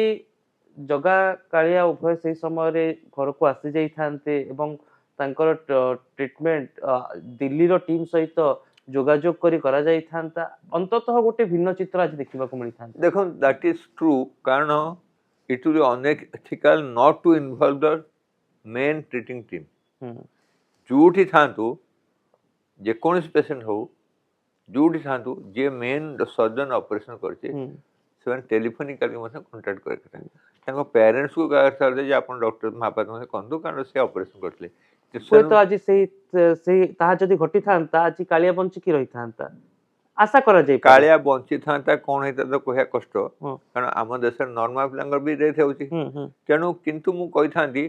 ତାଙ୍କୁ ବେଶୀ ଆମେ ସାଇକୋଲୋଜିକାଲ ଦେଇଥାନ୍ତୁ, ଜଲ୍ଦି ସ୍କୁଲ ପଠାଅ, ଜଲ୍ଦି ପାଠ ପଢ଼ାଅ, ହୁଁ ତାଙ୍କୁ ପେଣ୍ଟିଂ ଶିଖାଅ। ଆମେ ଛୋଟ ପିଲା କ'ଣ କହୁଛେ, ସେ ଆଗ ଗୋଲ କରୁଛି, ପେଣ୍ଟିଂ କରୁଛି, ହୁଁ ଗାନା ଗାଉଛି, ଗୋଟେ 2 ବର୍ଷ 3 ବର୍ଷ ପିଲା ଗାନା ଗାଉଛି। ତେଣୁ ଆମେ ଯାହା ଯୋଉଟା ଧୀରେ ଗୋଟେ ଧୀରେ ସେମାନେ ଗୋଟେ ନର୍ମାଲ ପରିବେଶ ଲାଇଫକୁ ଭିତରେ ଖାପ ଖୁଆଇବା ଜାଣିଥାନ୍ତେ ଏବଂ ଜୀବନ ବଞ୍ଚିବା ଶିଖିଥାନ୍ତେ। ଆବସଲ୍ୟୁଟଲି କିନ୍ତୁ ଯୋଉ ନିମୋନିଆ କଥା କୁହାଯାଉଛି କାଳିଆର, ଏ ସ୍ୱାଭାବିକ ନିମୋନିଆ ବା ଯୋଉ ଚିରାଚରିତ ନିମୋନିଆ ବର୍ତ୍ତମାନ ସମୟରେ ଛୋଟ ପିଲାଙ୍କୁ ହୁଏ, ନା ପୋଷ୍ଟ ଅପରେସନ ଜନିତ କିଛି ପୋଷ୍ଟ ସମସ୍ୟା ଥିବ? ଅପରେସନ ଆମେ କହୁଛେ ଅପରେସନର 30 ଦିନ ଯେ ପୋଷ୍ଟ ଅପରେଟିଭ, ଆଚ୍ଛା ତାପରେ ଯାହା ନଟ୍ ରିଲେଟେଡ। ଗୋଟେ ପିଲା ଯଦି 4 ବର୍ଷ ପରେ ମରୁଛି ନିମୋନିଆରେ, ତାକୁ ପୋଷ୍ଟ ଅପରେଟିଭ ଆମେ କାହିଁ କହିବା? କିଛି କହିବା ଜଷ୍ଟିଫିକେସନ ଓକେ ସାଇଣ୍ଟିଫିକାଲି ନଟ୍ ଆକ୍ସେପ୍ଟେବୁଲ। ସାର୍, ଯେତେବେଳେ ଏମ୍ସ ର କଥା ଆସେ, ଆପଣ ଏତେ ବଡ ଏବଂ ଜଟିଳ ଅପରେସନ ମଧ୍ୟ କଲେ। ଏମ୍ସ ହେଉଛି ସାଧାରଣ ଲୋକଙ୍କ ପାଇଁ, ଗରିବ ଲୋକଙ୍କ ପାଇଁ ସବୁଠାରୁ ଭରସାଯୋଗ୍ୟ ସଂସ୍ଥା ସୁପର ସ୍ପେଶାଲିଟି ଟ୍ରିଟମେଣ୍ଟ ପାଇପାରେ। କିନ୍ତୁ ଆମେ ଆଜି ବି ଦେଖୁଛୁ ଯେ ଏମ୍ସରେ ଡାକ୍ତରଙ୍କୁ ପରାମର୍ଶ କରିବାକୁ ହେଲେ ସକାଳୁ ସେଇ ଜଟିଳ ରୋଗୀଙ୍କ ପରିବାର ସଦସ୍ୟଙ୍କୁ ଲମ୍ବା ଲାଇନ ଲଗେଇବାକୁ ପଡେ, କେତେବେଳେ ଦଲାଲ ତାଙ୍କୁ କଲବଲ କରନ୍ତି, ପୁଣି କେତେବେଳେ ଡାକ୍ତରଙ୍କ ଆପଏଣ୍ଟମେଣ୍ଟ ମିଳିପାରେନି। ଇଏ ଗୋଟେ ବ୍ୟବସ୍ଥାଗତ ତ୍ରୁଟି ନା କେବଳ ମାନବ ସମ୍ବଳର ଅଭାବ? ଦିଟାକ ଦେଖନ୍ତୁ, ଯେତେବେଳେ ସେଠି ଲୋକ ଲାଇନ ଲଗାଉଛନ୍ତି ଆଉ ଡାକ୍ତର କହୁଛନ୍ତି ଡାକ୍ତର ନାହିଁ, ଏଗୁଡ଼ା ହେଉଛି ଆମର ମାନସିକତାର ଅଭାବ। ଆଉ ବେଳେବେଳେ କ'ଣ ହେଉଛି, ଆପଣ ଦେଖିବେ ଗୋଟେ ଡକ୍ଟର ଏମ୍ସରେ 2ଟା 3ଟା ଯାଏ ବସି ପେସେଣ୍ଟ ଦେଖୁଛି। ହୁଁ କାରଣ ଆମର ସେଠି କୁହାଯାଉଛି ଏମ୍ସରେ ଯେ ଯିଏ 11ଟା ଯେ କାର୍ଡ଼ କରିଦେଉଛି, ସପୋଜ ଆମେ ସକାଳ 8ଟାରୁ 11ଟା ଯାଏ 300 କାର୍ଡ଼ କରିଦେଲୁ, ଆଚ୍ଛା ନିରୋଷ 200 କାର୍ଡ଼ କରିଦେଲୁ, 3 ଜଣ ଡାକ୍ତର ଅଛନ୍ତି, ହୁଁ गोटे डाक्तर को 100टा पेशेंट देखा पड़ो टाइम तो लगे। हम्म, हम्म, द्वितीय है जदि आम लोक जी आसूची कहूँ अरे 11टा कार्ड बनी गलानी सी बुझुनी हम्म, जे डाक्टर मान जो 11टा जो कार्ड है से पेशेंट देखा 3टा बाजू अच्छा कार्ड जे कार्ड कोर्स तो भारी से जी आगे गोटे कार्ड करा 2 मिनट लगुच आगे किंतु गोटे पेशेंट देखा 20 मिनट लगुच आगे 25 मिनट लगुच 10 हम्म, गुणा हम्म, से बुझुनी तेना आम कहीं आमर एम्स भी सेया करागला अल्टीमेटली आमर सकाळ 8 रु 11 जे कार्ड हबो दिल्ली आगे दिल्ली एम्स आगे तापर आउ कार्ड बंद हम्म, नेक्स्ट डे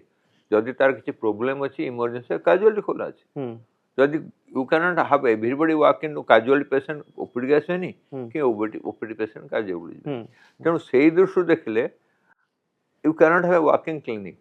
आगे बिकॉज जिते प्लान करा था एम्स 1956 रे हम्म, it was super speciality hospital and referral case हम्म, बर्तमान जने आस किसी रेफर नहीं मोर डायरिया है why should a person diarrhoea to go to AIIMS हम्म। आ से वर्तमान से आउची फास्ट ट्रीटमेंट पाई मध्य लोक एम्स को चली आसुछन सबुथिंग काश कफ डायरिया ज्वर मलेरिया सब आଜ୍ଞା। कौन जगह लिखा जाए कि आसी पारिबनी हाँ किंतु लिखा हैतला is a solely super speciality hospital हाँ तो ट्रीटमेंट जोटा अन्य जगह हे पारिबनी एठो आसबो रेफरल हॉस्पिटल में हाँ, जाको को आमे वर्तमान एम्स से देखिबा 70-80% पेशेंट जिबे जोटा कि आपण कटक मेडिकल हे जेबो कोड हे तो इवन डिस्ट्रिक्ट हॉस्पिटल ट्रीटमेंट हो हम्म, why should they will come कारण एम्स भलो डाक्तरखाना बोली हम्म, आमे लाइन ए ठियाबा तापर कह लाइन टा लंबा अछि आगे जेमती आपण गोटे देखो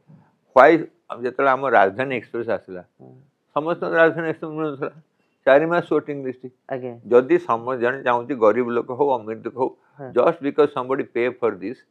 लाइन रे ठिया हबो तो लंबा लाइन लगिबो माने गोटे रेफरल हॉस्पिटल भाବରେ ଆମେ ଯଦି एम्स को देखुचे जे एठी केवल रेफरल केस ही आसीबा उचित जो माने अन्य स्थान रे बेसिक ट्रीटमेंट ହେଇପାରିବେ। पाई परिबे से माने अंततः सही स्थान रे ट्रीटमेंट करबा दरकार निश्चय नो डाउट कारण गोटे मलेरिया रोग हां आ गोटे डायरिया हला हम्म, कि डिसेंट्री हला कि खाली ज्वर होइछि से काहे कि आसीबो संबलपुर दिल्ली भुवनेश्वर काहे आसीबो आगे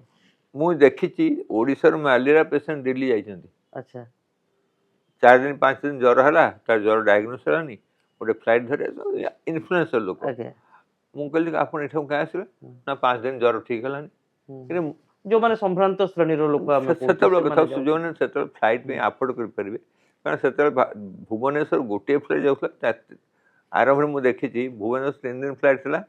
और गोटे फ्लाइट था एयर इंडिया रो सेतबेले तो 1000 टका थला फ्लाइट दाम तेनु 1000 टका मध्ये बहुत बेसी किंतु आगे। मो कहा कथा हला समस्त एम्स ऊपर डिपेंड करथले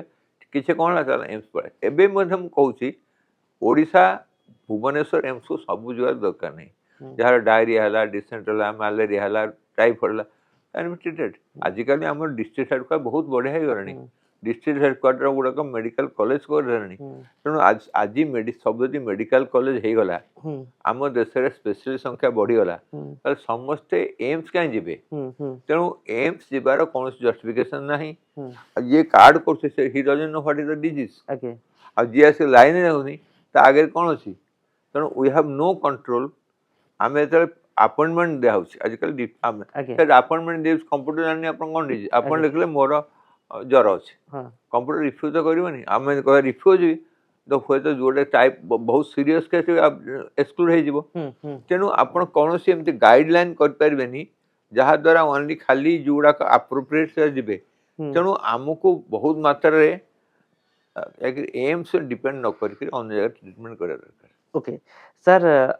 आपण एम्स बा परवर्ती समय किसी घर बड़ बड़ मेडिकल अनुष्ठान सहित कार्य करिसेंती अनेक सफल ऑपरेशन मध्य करिसेंती एमिति किछि घटना आपनक जीवन रे घटी नाही जेतेबेले आपनकर कोनोसी अस्त्रोपचार फेल होईछि बा जने रोगी को आपण बंचेई पारि नाहंती व्यक्तिगत भाव रे एमिति किछि घटना घटी नाही निजर एई लंबा करियर भितरे जहा आपनकु दुखित करिछि आपनकु भांगी देछि देखो सेटा बहुत समय हुए आम ऑपरेशन कर ब्लीडिंग ब्लीडिंग कम बंद होनी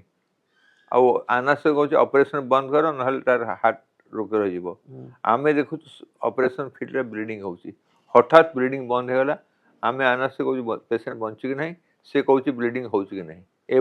द्वंद्व तेणु से कह सागे सागे बंद कर आम बिना ऑपरेशन बंद करके तो बाहर को नहीं पारूनी आमको गोटे ब्रेन टा खोलिया घंटा लगे बंद कर 45 मिनट्स लगे तेणु से जो कहते से बुझुना there is a communication gap always anesthetic and surgeon. अच्छा ସେଇଥିପାଇଁ ମୁଁ କ'ଣ କରେ, ମୁଁ ଆଜିକି ମୁଁ ପ୍ରାୟ 1985 ମସିହାଠୁ ଖାଲି ଛୋଟ ପିଲାଙ୍କର ଅପରେସନ୍ କରେ। 2 kg 1 kg 1.5 kg 3 kg। ତେଣୁ ଆମର ଆହୁରି ବେଶୀ ଡେଲି କଲା ତା ଟେମ୍ପରେଚର ଠିକ୍ ଅଛି କି ନାହିଁ, ତାର କେତେ ବ୍ଲିଡ଼ିଂ ହେଉଛି, କେତେ ବ୍ଲିଡ଼ିଂ ହେଲା। ଗୋଟେ ପିଲାରେ 2 କିଲୋ ପିଲାର ବଡ଼ିରେ 70 ml ବ୍ଲଡ଼ ଅଛି। ପ୍ରଥମ ଜିନିଷ ଆମକୁ କହିବାକୁ ପଡ଼ିବ ବ୍ଲଡ଼ ଅଛି କି ନାହିଁ, ଆଣିଲଣି କି ନାହିଁ। କାରଣ ବ୍ଲଡ଼ ବ୍ୟାଙ୍କକୁ ବ୍ଲଡ଼ ଆଣିବା ପାଇଁ ତ ଘଣ୍ଟା ଟାଇମ୍ ଦେଉଛି। ଆଜ୍ଞା ତେଣୁ ମୁଁ ଦେଖିବ ମୋ ପେସେଣ୍ଟର ବ୍ଲଡ଼ ଆସିକି ଥିବ, ସେଟା ପୁରୁଣା ହେଇନଥିବ। ଗୋଟେ ଇନ୍ସିଡେନ୍ସ କହୁଛି, ଗୋଟେ ମୁଁ ଅପରେସନ୍ କରୁଥିଲି, ସେଥିରେ ସେଟା ସେପ୍ଟେମ୍ବର 93। ଜଣେ ଆମର ଜଣେ ଓଡ଼ିଆ ଡାକ୍ତର ସାଙ୍ଗେ ଆନେସ୍ଥେସିଷ୍ଟ କହିଲେ ସାର୍ ଟିକେ ବ୍ଲିଡ଼ିଂ ହେଲାଣି। ମୋତେ କାଇଁ ବେଶୀ ଲାଗୁନି, କହିଲେ ନାଇଁ ସାର୍ ଆପଣ ଜାଣିନାହାନ୍ତି ଆପଣଙ୍କ ପେସେଣ୍ଟର ପ୍ରାୟ 100 ml ବ୍ଲିଡ଼ିଂ ହେଇଗଲି। କହିଲେ ବ୍ଲଡ଼ ମଗେଇଦିଅ। ସେ ବ୍ଲଡ଼ ମଗେଇଦେଲେ, ମାସେ ପୁରୁଣା। अच्छा ଆମର ବ୍ଲଡ଼ଟା ମାସେ ଯେତେବେଳେ ରଖା ହେଉଥିଲା ସେ 25 ଡେଜ୍ ପୁରୁଣା। ବ୍ଲଡ଼ ବ୍ୟାଙ୍କ କ'ଣ ଚାହୁଁଛି, ଓଲ୍ଡ ବ୍ଲଡ଼ ଆଗ ଦେଇଦେବା, ନହେଲେ ତ ଖରାପ ହେଇଯିବ। ଆଜ୍ଞା କିନ୍ତୁ ପିଲା ପାଇଁ ମୁଁ ଏବେ କ'ଣ କହୁଛି, ମୁଁ ଯେଉଁ ପିଲାଙ୍କୁ ଅପରେସନ୍ କରୁଛି ସେଥିରେ ଲେଖଉଛି ମୋତେ 2 ଦିନଠୁ ଅଧିକା ବ୍ଲଡ଼ ଓଲ୍ଡ ହେବା କଥା ନାହିଁ। ତାର ସେଥିରେ କୋଆଗୁଲେସନ୍ ଫ୍ୟାକ୍ଟର ନାହିଁ। ସେ ବ୍ଲଡ଼ଟା ଖାଲି ରକ୍ତଟାର କଲର୍ ଚେଞ୍ଜ କରିଦେବ, ପ୍ରୋଟିନ୍ ଦେବ, କିନ୍ତୁ ରକ୍ତରେ ବହୁତ ସାରା ଜିନିଷ ତାର ଅଭାବ ଅଛି ଯେଉଁଟା ଆମକୁ ହେଲ୍ପ କରିବନି। ଆମକୁ ସବୁଥିରୁ ବେଶୀ ହେଲା ଫ୍ରେଶ୍ ବ୍ଲଡ଼ ଦେଲେ ଅପରେସନ୍ ଛୋଟରେ ଅପରେସନ୍ ବ୍ଲିଡ଼ିଂ ବନ୍ଦ ହେଇଯିବ। ତା ଦେହରେ କୋଆଗୁଲେସନ୍ ଫ୍ୟାକ୍ଟର ଥିବ ଯେଉଁଟାକି ଟେକ୍ନିସିଆନ୍ ବୁଝୁନି, ଅର୍ଡିନାରୀ ଡାକ୍ତର ବୁଝୁନି। ତେଣୁ ମୁଁ ସବୁବେଳେ ଯେତେବେଳେ ଏବେ ଅପରେସନ୍ କରୁଛି ପିଲା ଲେଖୁଛି ask for blood which is collected within last 2 तो गोटे एमती गोटे उदाहरण किछि देबा पई चाहिबे कि जो घटना आपनको सबुठ अधिक दुख देछि। एटा पर कहउथली गोटे घटना पेशेंट डेथ हो गला ऑपरेशन थिएटर रे। I have seen my professor operating huge amount tumour. से ट्यूमर बाहरी आसी चमड़ा तले ट्यूमर अछि, हाड़ नाही। आमे कहल सेटा कोन करी, एते बड टुंडा कोन करिया गरीब से कहल ताले आमे धीरे धीरे कोन किछि काढला पर आमे ताको आंगुली गोटे सेपर कर दवा। एक्चुअल ब्लीडिंग हला हम कंट्रोल कर। से कहले तुमे क्लोज करो, मु एक रंग रीडिंग कथा त कहू कौन मुगल कौन कहबे सर, मु कहले पेशेंट डेड तो कहया फास्ट रे पेशेंट ब्लीडिंग होची, आमे कंट्रोल कर पाउने, डॉक्टर महापात्र ऑपरेशन करछन, मु मध्य जीबी। You have to convince the people. तेनु आमे बेले देखो कौन कहि कि तम कन्विंस करबो, ताको आमे इमीडिएटली ऑपरेशन थिएटर डिक्लेयर करबुनी, ताको आमे आईसीयू रे नेके गोटे दिन रखिबू। ता एतले आमे कहूचे गोटे पेशेंट बंचिवार चांस नहीं, सांगे साथे आमे operation theatre no date declare करूचे, ताको गोटे इम्यून रिएक्शन होला ऑपरेशन मार देले। यदि आमे कहबा ऑपरेशन रे बहुत ब्लीडिंग हेतला, तार ब्लड प्रेशर डाउन हेतला, आमे बहुत ब्लड देलु, आउ से ब्लड देके तो बर्तन आमे बंचे रखिछु, चेष्टा करबा let us pray God. Okay एई भली भिन्न भिन्न ढंग रे पेशेंट को जो माने संपर्क थांती तांको अप्रोच भी करबा को पड़े, करियो तांको आस्ते वाइंड अप कर माने एक्लिमेटाइज करे जे पेशेंट बुझेबा को चेष्टा करा जे। ओके आपण जगा काळे आमे 65 बॉटल ब्लड देथु जानि जे। अच्छा केते 65 बॉटल। अच्छा माने गोट तांको शरीर तो दि जन कर छो 4टा बॉटल। हां माने आपण 700 ml ले दि जन मिसिक 70 केजी। गोटे केजी पे होची हमर 70 ml 70 ml। किंतु आमे ऑपरेशन 2 टाका ऊपर मिसिक 65 बॉटल ब्लड देलु। सेहि पे हमको बहुत कोन दरकार जे हमर होल ब्लड रिप्लेस हे होची, कोआगुल ब्लीडिंग बहुत दरकार। और आउटसाइड ब्लड तेणु आमे सबुले ब्लड देखुले एटा कोन केते दिन पुराना तादर पोटासियम बढ़ी जाय थाए। अच्छा यदि आपण ता ब्लड ता रखि तार ब्लड ता पुराना हे जिवो ताले केते गुडे ब्लड सेल तार डेथ हे जाय, आरबी स्वा लाइसिस हे जिवे। जो जेतले आरबी स्वा डेड हे जिवो से पोटासियम क्रिएट करिवो। तेणु आपण को देखिया पड़ो ब्लड ता केते पुराना, तार पोटासियम केते अछि। जो पेशेंट हमर ऑपरेशन थिएटर देखला देखला को हमर नॉर्मली पोटासियम 3.5 टू 4.5। ओके तादर पोटासियम 8 थिला। ओके तेणु आमे से दिन मु गोटे जिंस देखिली जे फास्ट थिंग मु देखि मोर ब्लड अछि कि नाही, सेकंड मु देखि ब्लड ता केते दिन पुराना, थर्ड मु देखि त ब्लड रू टिके नेके देखो पोटासियम केते अछि। ओके यदि हमु निहाती 200 ml ब्लड दवा पड़ला तो पोटासियम बहुत पड़ो ता ए सब को देखि को ऑपरेशन करबा पड़े। जेतेबेले सर आमे न्यूरो सर्जरी कथा आलोचना करूछु, सेतेबेले निर्दिष्ट भाव रे किछि बड़ बड़ रोग कथा हमर मस्तिष्क को आसे स्वतःप्रवृत्त भाव रे आमे चिंता करू। तार भितरे गोटे हेउची ब्रेन स्ट्रोक। ब्रेन स्ट्रोक प्रकृत रे काहे की हुए ଆଉ ଏଥିରୁ ବର୍ତ୍ତିକି ରହିବା ପାଇଁ କଣ ସବୁ କରିବା ଉଚିତ? ଦେଖନ୍ତୁ ଆମେ ଦୁଇଟା ପ୍ରେଜେଣ୍ଟ ହେଉଛି, ଗୋଟେ ହାର୍ଟ ଆଟାକ୍, ଗୋଟେ ହେଉଛି ବ୍ରେନ୍ ଆଟାକ୍। ହୁଁ ଏ ଯେଉଁ ବ୍ରେନ୍ ଷ୍ଟ୍ରୋକ୍ କହିଲେ ଲୋକ ବୁଝୁନାହାନ୍ତି, ବ୍ରେନ୍ ଆଟାକ୍ କହିଲେ ବୁଝିବେ, ହାର୍ଟ ଆଟାକ୍ ବ୍ରେନ୍ ଆଟାକ୍। ହୁଁ ସେଇଥିପାଇଁ 1990 କି 91 ମସିହାରେ କୁହାଯାଇଥିଲା the year of the brain, ହୁଁ ଇୟର ଅଫ୍ ଦ ବ୍ରେନ୍। ହୁଁ କ'ଣ ହେଉଛି, କାରଣ କମନେଷ୍ଟ କଜ୍ ଅଫ୍ ଡେଥ୍ ହେଉଛି ହାର୍ଟ ଆଟାକ୍, ହୁଁ ସେକେଣ୍ଡ କମନେଷ୍ଟ ଡେଥ୍ ହେଉଛି ବ୍ରେନ୍ ହ୍ୟାମରେଜ୍, ହୁଁ third commonest cause in the world ହୁଁ ଇଜ୍ କ୍ୟାନ୍ସର, ହୁଁ fourth common cause of in the accident. ଆଜ୍ଞା ତେଣୁ ଆମେ ଯେଉଁ ସେଇ ଅନୁସାରେ ଦେଖିବା, ହୁଁ ଲୋକ ହାର୍ଟ ଆଟାକ୍ ପାଇଁ ଯେତିକି କନସର୍ନ, ବ୍ରେନ୍ ଆଟାକ୍ ପାଇଁ ସେତିକି କନସର୍ନ ନୁହେଁ। କାହିଁକି? ଆଚ୍ଛା ହଁ ଟିକେ ପାରାଲିସିସ୍ ବଞ୍ଚିବ ତ କ'ଣ, ହୁଁ କିନ୍ତୁ ସେ ବୁଝୁନାହାନ୍ତି ଯଦି ଆମେ ଯଦି ପାରାଲିଟିକ୍ ଷ୍ଟ୍ରୋକ୍ଟାକୁ ଆମେ ପ୍ରିଭେଣ୍ଟ କରିପାରିବା। କ'ଣ ପ୍ରିଭେଣ୍ଟ କରିବା? ଯେ ଆମେ ଦେଖିବା ଆମର ଡାଇବେଟିସ୍ ନଥିବ, ବ୍ଲଡ଼ ପ୍ରେସର ପାଇଁ ଟ୍ରିଟମେଣ୍ଟ ନେଉଥିବା, କଣ୍ଟିନ୍ୟୁଅସଲି ଆମେ ଟ୍ରିଟମେଣ୍ଟ ନେବା, ହୁଁ ସବୁଦିନ ବ୍ଲଡ଼ ପ୍ରେସର ଦେଖିବା, ହୁଁ ତାପରେ ଆମେ ସୁଷମ ଖାଦ୍ୟ ଖାଇବା, ହୁଁ ଆମର ୱେଟ୍ଟା କମେଇକି ରଖିବା। ହୁଁ ସବୁଠୁ ଇମ୍ପୋର୍ଟାଣ୍ଟ ହେଲା ୱେଟ୍। ଆଜ୍ଞା overweight mother of all diseases. ଆଚ୍ଛା ଯେତେବେଳେ ଆପଣଙ୍କ ୱେଟ୍ଟା ବଢ଼ିଗଲା, ଆମେ ଖାଲି ସବୁବେଳେ କହୁଛୁ ଜଏଣ୍ଟ ପେନ୍, ଆମେ ଦେଖୁନି ଯେଉଁମାନଙ୍କର ହାଇଟ୍ ଅଛି ଅଧିକା କିମ୍ବା ବ୍ଲଡ଼ ପ୍ରେସର ଅଧିକା ଅଛି ଆଉ ଡାଇବେଟିସ୍ ଅଛି, ତାଙ୍କର ଦେହ ହେବ, ତାଙ୍କର ନିଶ୍ଚୟ ତାଙ୍କର ହାର୍ଟ ଆଉ ଦେ ଆର୍ ମୋର୍ ରିସ୍କ। ହୁଁ 5ଟି ରିସ୍କ ଫ୍ୟାକ୍ଟର: ହୁଁ ଓଭରୱେଟ୍, ଆଜ୍ଞା ଡାଇବେଟିସ୍, ବ୍ଲଡ଼ ପ୍ରେସର, ସ୍ମୋକିଂ ଆଉ ଆଲକୋହଲ। ଆଚ୍ଛା ଯାହାର ପାଖରେ 5ଟି ରିସ୍କ ଫ୍ୟାକ୍ଟର ରହିଲା, ହୁଁ ତାର ହାର୍ଟ ଆଟାକ୍ ହେବାର chance 3 to 5 times more than a common man, ଯାହାର କିଛି ନାହିଁ। ସିମିଲାରଲି ବ୍ରେନ୍ ଷ୍ଟ୍ରୋକ୍ ର ବି ସବୁ ସମ୍ଭାବନା ଏକା ବଢିଯାଏ। ଏକା, ଆଜ୍ଞା କାରଣ ତ ସେଇଗୁଡ଼ା କାମ କରିବ। ହୁଁ blood pressure, diabetes, overweight, cholesterol ଆଉ ସ୍ମୋକିଂ। ହୁଁ even smoking is a factor for the brain stroke brain stroke and heart ଆଚ୍ଛା ଆଟାକ୍, ବ୍ରେନ୍ ଆଟାକ୍, ଦୁଇଟା ପାଇଁ ଆମର ସ୍ମୋକିଂଟା ଅଲସୋ ଇମ୍ପୋର୍ଟାଣ୍ଟ, ହୁଁ ହୁଁ ଯେଉଁଟାକି ଲୋକ ଏଜୁକେଟେଡ୍ ଲୋକ ବି ବୁଝୁନାହାନ୍ତି। ସେଇଥିପାଇଁ ସେଥିରେ ଲେଖା ହେଲା ଯେ ସ୍ମୋକିଂ ଇଞ୍ଜୁରିୟସ୍ ଫର୍ ହେଲ୍ଥ। ହୁଁ ତେଣୁ ସମସ୍ତେ କହୁଛନ୍ତି ବସେ ସ୍ମୋକିଂ କଲେ ହୁଁ ଖାଲି ଥ୍ରୋଟ୍ କ୍ୟାନ୍ସର ହେବ, ଆଉ କିଛି ନାହିଁ। ହୁଁ ତେଣୁ smoking is also A risk factor for heart attack ଆଉ ବ୍ରେନ୍ ଆଟାକ୍। ଆଚ୍ଛା ଆମର ବ୍ରେନ୍ ଆଟାକ୍ ଦୁଇ ଭଳିଆ ଅଛି, ଗୋଟେ ହେଉଛି ବ୍ଲିଡ଼ିଂ ହେଇଯାଉଛି, ଆଜ୍ଞା ଆଉ ଗୋଟେ ହେଉଛି ଆର୍ଟେରୀ ବନ୍ଦ ହେଇଯାଉଛି। ହୁଁ ମୁଁ ସବୁବେଳେ କହେ ଯେ ନଈ ବନ୍ଧ ଭାଙ୍ଗିଗଲା, ପାଣି ନଈରେ ଅଛି, ହୁଁ ଫ୍ଲଡ୍ ହେଇଗଲା, ହୁଁ